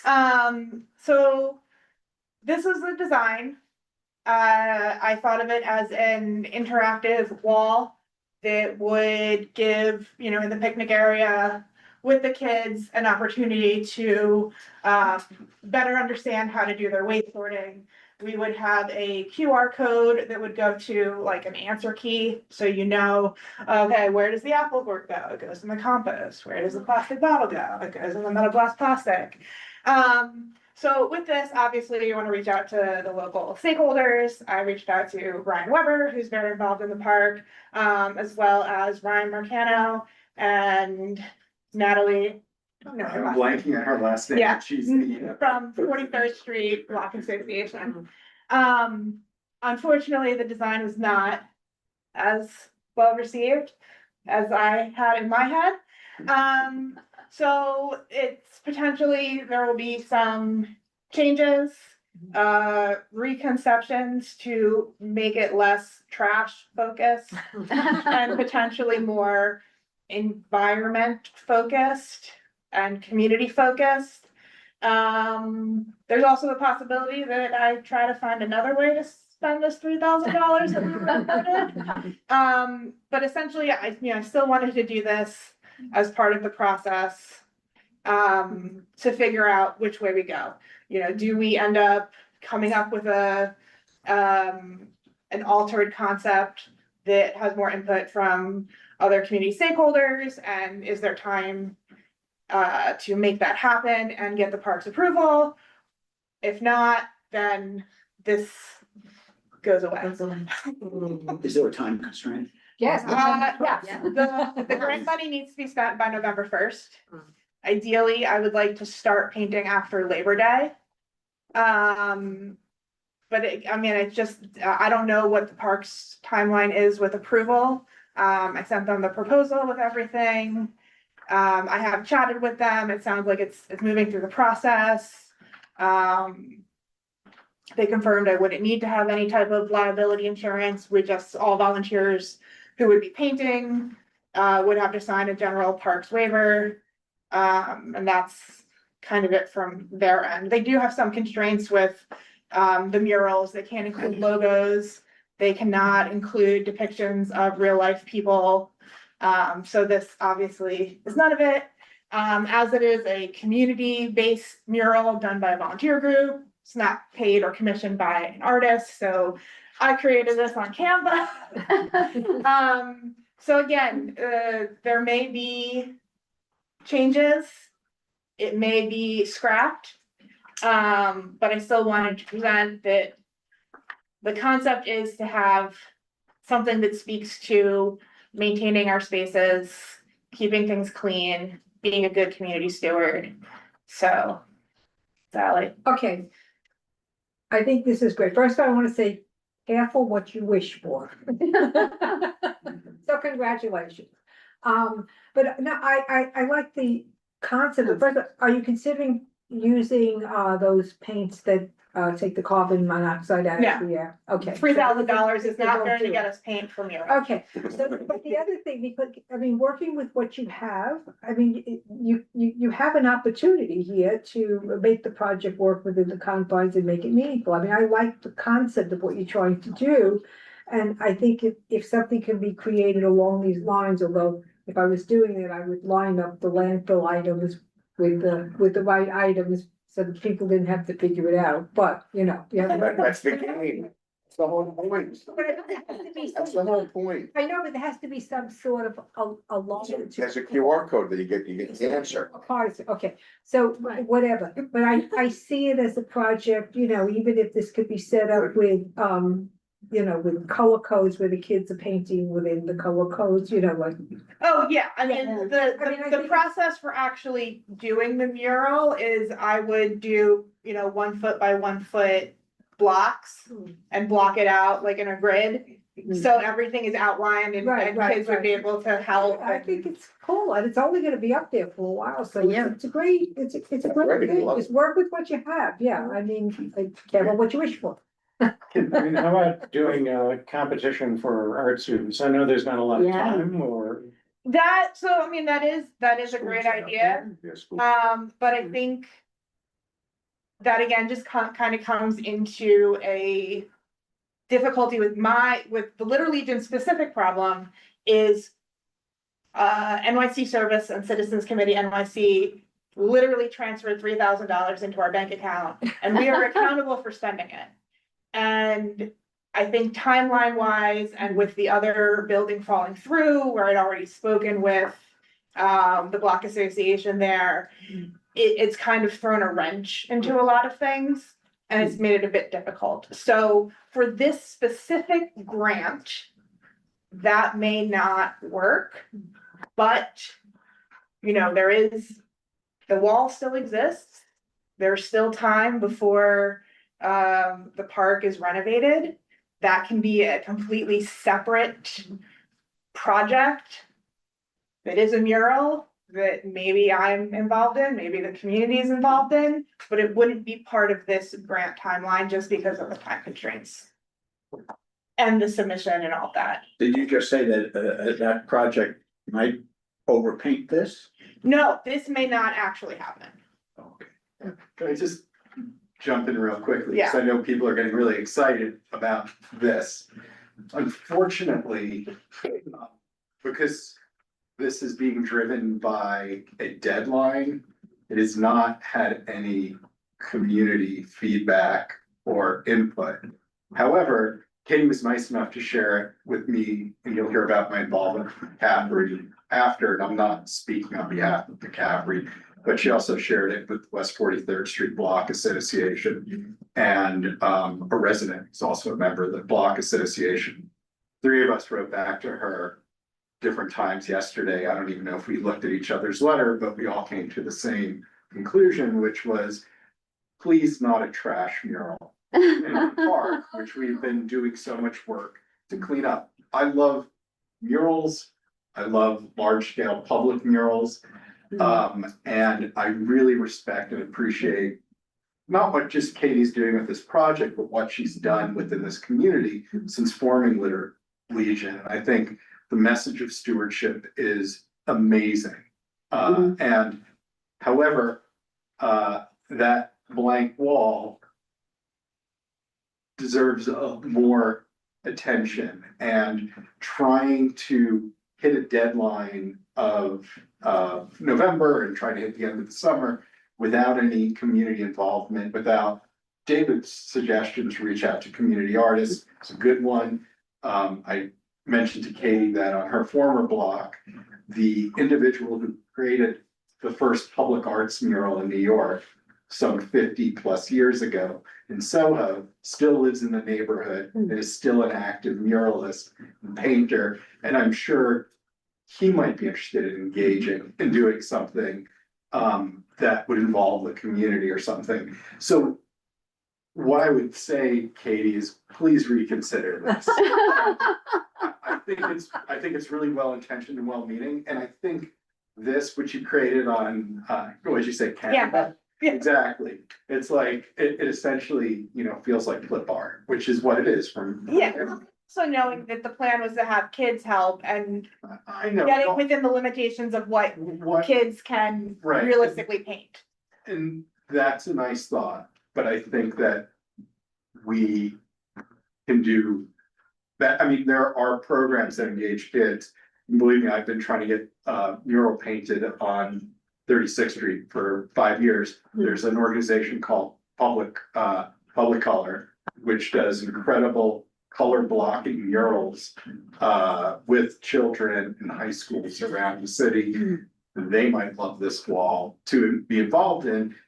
That said, you have $3,000 of grant money, and our parks could use some education of this nature. And I'm wondering if you want to have thought of creating something similar to this as signage that wouldn't just be in McCaffrey Playground, but would be in playgrounds throughout Hell's Kitchen. Because it is informative, and to Sally's point, it is educational. Your whole thing with QR code, I think is great. Like, there's other opportunities to explore here, rather than making this board kind of come to the conclusion that it's this mural tonight when this was an item added to the agenda yesterday. And it's not you trying to slip one past the community. I understand that it was a scramble and a time constraint, but yeah, so I think I've said. The concept is great. Yeah, what's your alternative timeline? What's your alternative timeline to what Katie's suggesting? Using or not using her grant? I don't think, I think Brian and I. He's saying trash the grant. The same wavelength. It's not trash the grant. Yeah. It's utilize the grant for something different. And I do like your idea about potentially having some sort of, using this to create some sort of signage that could go in all the parks. Yeah. Maybe along with like park cleanups Mhm. or something of that nature. Yeah. Essentially it is, Little Legion is somewhat of a one-woman show. I am also currently a one-woman show at West 42nd Street while Phil is in the UK. And my brain can only handle so much. So this has been very excellent in helping with alternative ideas, but I think as Brian mentions about that wall, I think for this committee, it would be important when Parks does come to us with the plans for redesigning it, to encourage them to put funding towards a professional mural on that wall.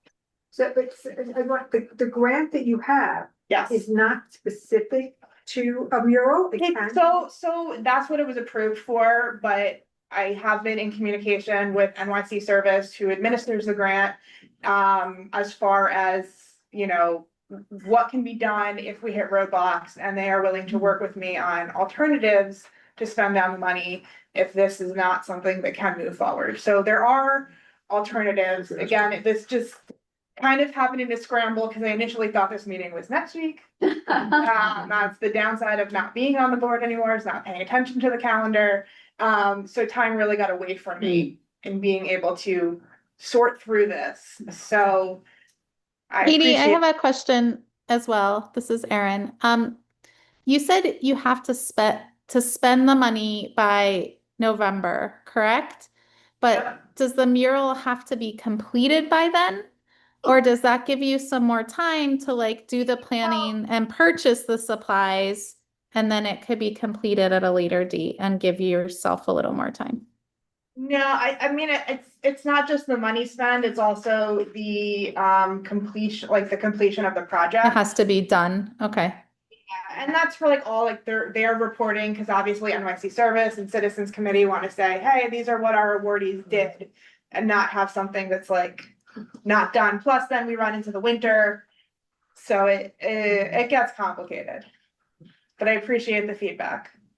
Yeah. So would you free associate a little bit with, you heard Brian, what's the next steps for you? I think my next steps are to look into what if Parks would allow some sort of signage to be installed. To transform this into signage and Yeah. use the wall for something else? Instead of making, no, not using the wall. It would be, this presentation is about the grant funding and the grant money and using the grant money. And if the mural cannot be sorted out either through a redesign of what the design, like a redesign of the actual mural, or I mean, that would be it. It would be trying to redesign the mural and get approval from Parks for a new design, or scrapping the mural and looking into alternate uses for the grant funding, which may be the better alternative. So I'm gonna muddy Brian's water a little bit, because I mean, I'm a trash guy for a long time, and I think public education about trash is super important.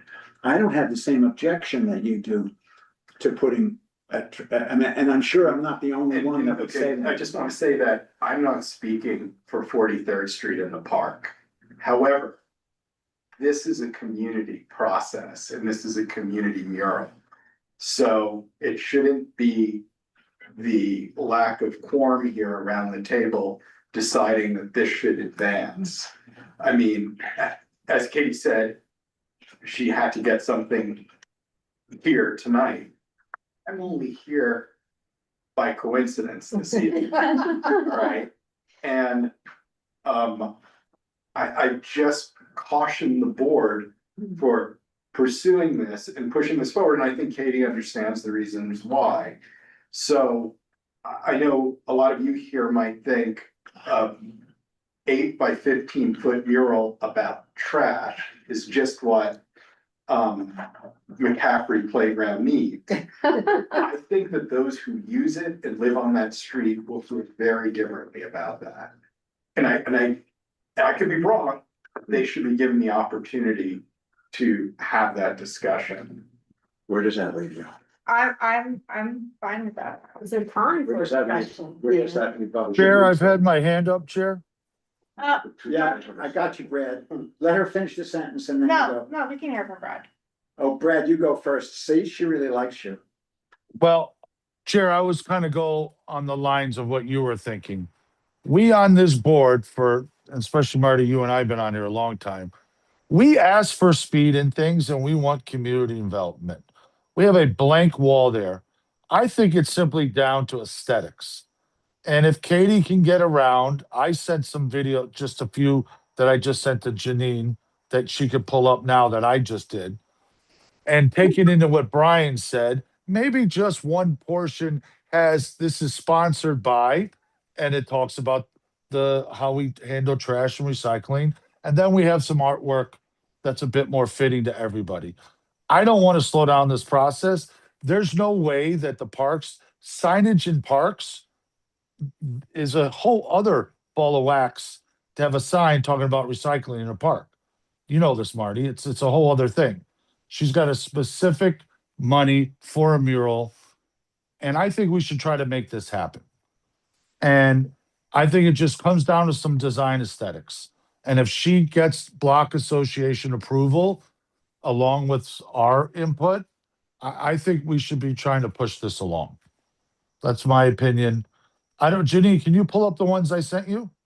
I did one like Schnabel Basquiat, and then I did a bit one more like a child. You should take a look, Marty. She should be able to pull it up. Yeah, let me look for it. Give me 1 second. I just emailed them to you.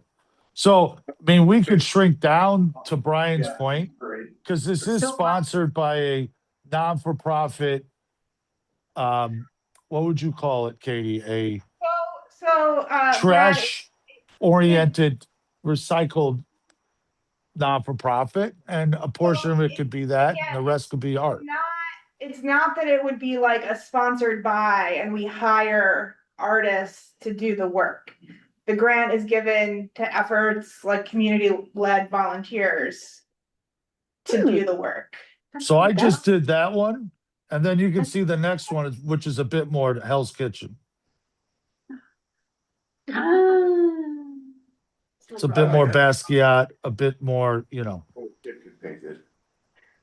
So, I mean, there's a QR code. I mean, I could help you, Katie, produce some stuff quickly, and maybe you could present it to the board and make Brian happy as well. Again, it is not about making me happy. Oh, Brian, you're getting called out. That's just the way it is. But maybe there is some way to better involve the block associations, in doing like a call for designs, make it a really short period of time, and then the relevant block associations choose the one they like the best or something. I think that's a great idea, Aaron. We can give her 4 or 5, or, I'm in construction. We never present 5. We present less than 3, but 3 would probably be good, or 2. We have another voice that wants to join the conversation. Okay. So this is Tao. I'm the first time, a new board member here. My understanding was that because of the compressed time frame, do we have time to get the input from the community, because if, I mean, given that you need to have this finished by November 1st, so that's number one. And number two is because this is connected to the litter legion. So, you know, should it also be, you know, thematic to litter, right?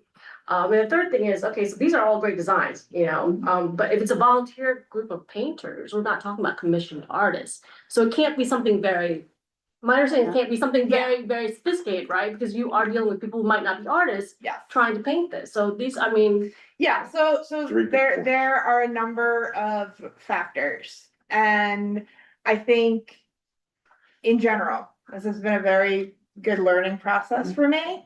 This specific grant may not be the vehicle for creating a mural in McCaffrey, but that doesn't mean there aren't other vehicles for creating murals in McCaffrey.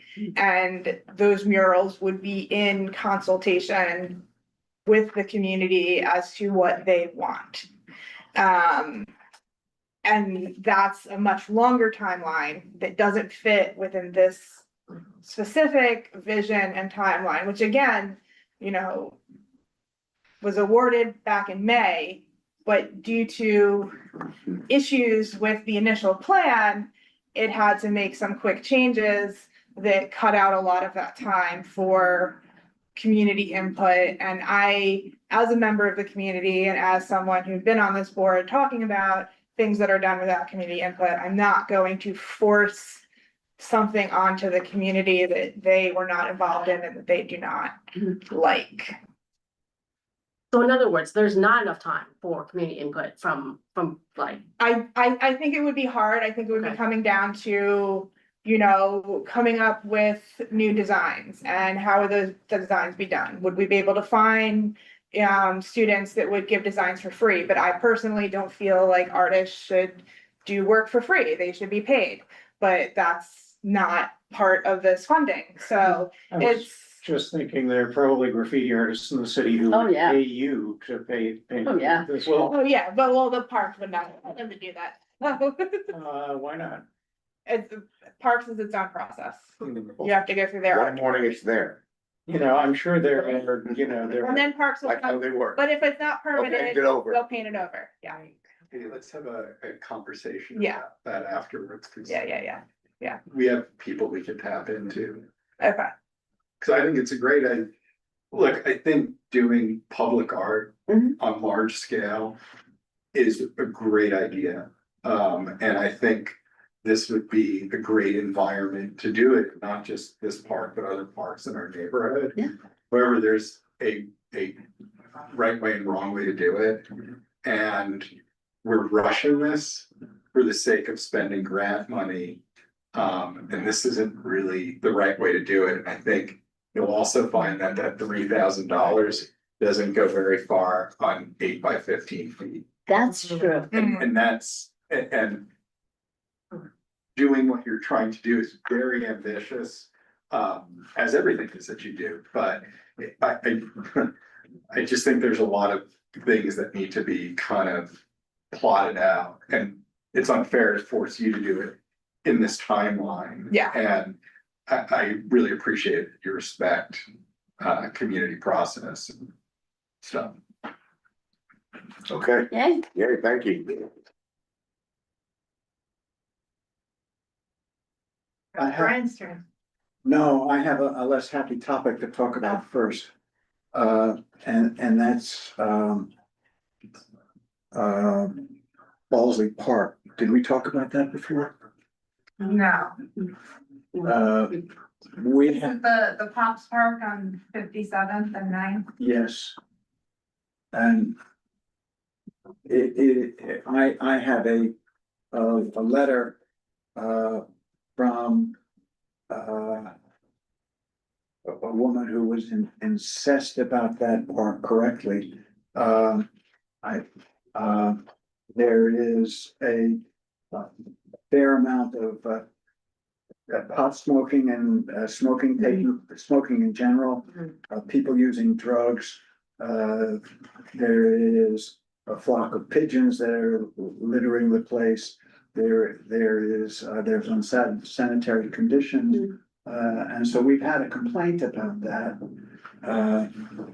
it is a pop park, which is a privately owned public park, space park.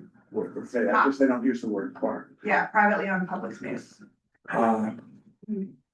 And it's, some of you use it, I think you do. I'm in Chelsea, it's way out of it's in another country for me. But I have passed it and it's a lovely space, it can be a lovely space, but it's privately owned. I think Brad knows a lot about this, situation, from my recollection. I do, because I was the construction manager at the Sheffield when it was converted. And Marty, you like this? We had to kick out Bruce Springsteen's guitar player at the time. It was pretty funny. So we had to spend money to fix the drainage in the park and redesign the part where you're talking about, where it's has a lot of smoking going on. They both have a fund that they collect from their tenants in regards to the maintenance on this. So I think it's a twofold issue. And Marty, I know those pigeons, it is a problem there. So, I mean, do we write a letter to the police and also Park Vendôme and Sheffield asking for a better, because they have private security and they walk that, you know? Sheffield is the owner. I think didn't Park Vendôme back out of that a while ago? So Park Vendôme is not involved with the park. Sheffield got bonuses. Sheffield got it. Yeah, then that's why we had to spend the money. Yeah. So Sheffield is on the hook for maintaining the park. Absolutely. The problem is though, is that the Sheffield is mid-block. And Park Vendôme is immediately adjacent. Is immediately adjacent, and this is on the corner of 9th, whereas the Sheffield is between 8th and 9th. 9th and 10th. Right? No, 8th and 9th, 8th and 9th. Okay. So the other thing that is an issue is that directly across the street to the south of this pops It's is a weed thing. little cannabis vendor. Yeah. And one of the concerns about licensing at that location was its immediate proximity to this park. So that park, by the way, has a fence greater than 4 feet tall. And it is one of the few pops that has a fence that they are able to close off, and every other pop points to that park and says, why can't we have a fence too? But so that is like the mitigating factors there. And what really needs to happen is Sheffield needs to assume responsibility and do patrols of that park and use their officers or whatever to, you know, say you can't smoke in a Pops Park. I think, is there signage up there? Do you know? I'm not sure if there's, but I believe there is some sort of signage. I'm not sure what's on it, but it probably says no smoking. I'm pretty sure it also says no dogs. Yeah. Yeah. So also I know that we were heavily involved with Gail Brewer at that time to get the park up and going and at least back to functioning. And I think Gail would be a big advocate because she hammered, and I was in the room on the other side when Gail would come in and everybody would shake and then the things would get done. So I think this is definitely something Gail has been a part of for a long time. And I do think maybe we should reach out to her office regarding talking to Sheffield and getting this up to par again. Is that letter copied to Gail Martin? I actually would send it to Gail and say, Gail, would you please help us? Gail I'm was sorry. copied on the letter. No, Oh, Okay. So I would suggest that it was sent to Janine. I would suggest to reach out to the person who complained and involve Gail Brewer yes. to get onto the Sheffield to do better security sweeps, because they did recently put in a decent amount of money in improvements there before the new concession vendor opened. Yep. So they should want to keep the park in working order to maintain their recent investment. Yeah, I think I'm hearing you say that because the board has already written a letter about this some time ago, that we're at the point of taking this woman's complaint responding to it in an administrative way and make Gail Brewer aware of it and make Sheffield aware of it and ask for some feedback by a date certain. Sounds good. Perfect. Is it also worth bringing in the new Economic Development and Public Safety Committee? 'Cause they meet next week, and perhaps that could be something we co-author. Are you on that committee? I'm not on that committee, but is anybody here on that committee? Could be a good test case for them, though I believe in their first meeting, they said for things that had historically been dealt with by other committees. To stay with that To committee. stay with that committee, just to keep Okay. the change. Didn't want to step on other committees' toes, but it might make sense to make them Make them aware. aware of it. There was when that concession got a new operator, they had come to land use. And it was supposed to be a minor discussion in advance of a bigger discussion on MSMX.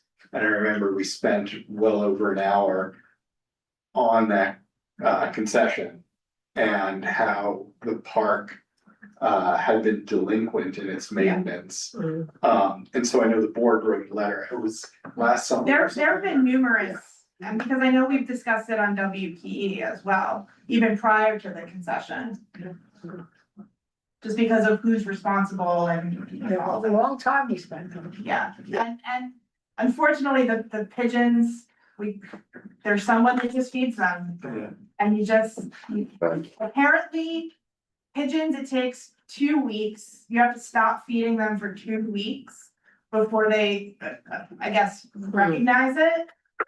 But I think these pigeons are so ingrained and their feeder is so diligent that. Great feeder. So the pigeons you're saying is not a solvable problem. If someone can solve it, they'll be a millionaire. Because we got that problem at by every park and every corner in House Kitchen. Is it legal for people to feed pigeons in Utah? No, it isn't. It's called legal. It's not legal. So with so many things. Okay. It's true. It's like littering and riding bicycles on. That's right, okay. Yeah. Okay. Okay, I think we might be up to Brian's, Oh, okay. Yeah, we've agreed it's an administrative letter and I have more or less got the points. Well, I'll just come up there. I'll be really. This is a police athletic league. Yeah, this is real positive. A good way to end the evening. Okay, it's over. Let's Let's end it real quick. I just came here just to sort of announce to the committee that the Office of the Special Narcotics Prosecutor is, for the 4th year in a row, sponsoring a PAL, stands for Police Athletic League, summer play street program at McCaffrey Playground. It begins the day after FIFA ends on July 20th, and it runs through August 21st. It's 4 days a week from 11 a.m. to 4 p.m. And it's open to children and teenagers up to the age of 17. Of course, they invite others to play too. It's a drop-in program, not a drop-off program. So no registration is required. They ask that parents stick around with younger children. If you're a teen and you show up at the park and you want to play basketball or engage in the activities that are being held, you're welcome to do so. And I'm just doing my best to spread the word about this program. This being the 4th year that it's been in the park, it has led to work done by both the precinct, the Midtown South Precinct, and Parks Department and the neighboring community to improve the quality of life and conditions of that park. And it's really, we've seen a transformation. We had our meeting with PAL the other day in the park, and everyone was commenting that, you know, the first year we showed up, there were unhoused individuals, there was narcotic activity, there was narcotic paraphernalia. That's no longer in the park. Last summer, the big issue was McCaffrey Playground, McCaffrey Playground. Last year, the big issue was delivery bicycles and what we like to call bike bushels that were all locked up to the gate. That's gone. When we shut it for this meeting, the water features were working. And there were kids playing, basketball court was activated. So we're building upon successes we've had in past summers, and we're trying to keep this program alive and people engaged in it.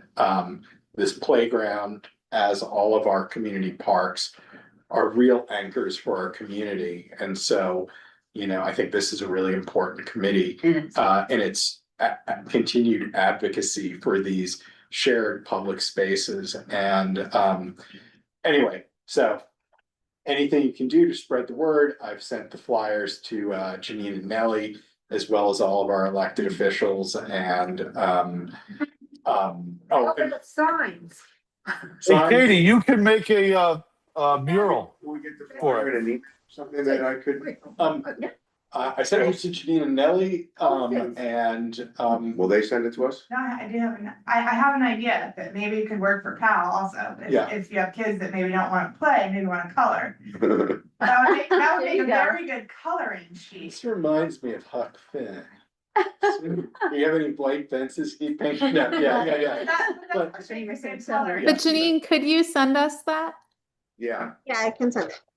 Okay, Thank you. So, and what street is, where's McCaffrey? Oh, I'm sorry, McCaffrey is on West 43rd Street between 8th and 9th Avenue. The park was selected because it is the only playground within the confines of the Midtown South Precinct's service area. And 5 years ago, then commanding officer, Inspector O'Hare, said, we have one park here. We've never done a national night out. We're gonna host it in this park. The precinct worked with Parks in getting a key to the park so they can secure it overnight. Parks put in new lighting, and they've done some improvements. I know that Councilmember Botcher had earmarked, I think, 13 million for the park, which has yet to be spent, but that was the work that Katie was talking about in the coming years. And so anyway, just anything. That was a great program. And there will be a quote unquote ribbon cutting on the morning of July 23rd. That's Thursday, July 23rd at 10 a.m. The special narcotics prosecutor who's funding the program will be there, as will individuals from the precinct, and our elected officials are invited. Some are not in town that day, unfortunately, but you know, community's always welcome to this. So If we were to write a short letter of our delight to learn about this program, to whom would it go? it'd be great if it could go to, and I can give you their addresses and stuff, to the Police Athletic League, Marcel, I can't pronounce his last name correctly, Braithwaite, who oversees the programs, and Bridget Brennan, who's the special narcotics prosecutor, who's funding the program, and the Midtown South Precinct, Christopher Trubig, and CC all of our elected officials. The other thing to note about the POW program is that apparently their summer play streets used to be plentiful around the city, somewhere between 50 and 100. There are only 2 summer play streets now. One is here in Hell's Kitchen at McCaffrey Playground, and the other is up in East Harlem. So you know, hopefully the city will look at the success of these 2 play streets and look to replicate it in community parks around the neighborhood. Right. It's a nice program. Yeah. Yeah, it really, no, it is. It's like, it's always nice when you get the police and the community together and the kids are no longer afraid of it. They just. Yeah. Send me that. It's big on. I will.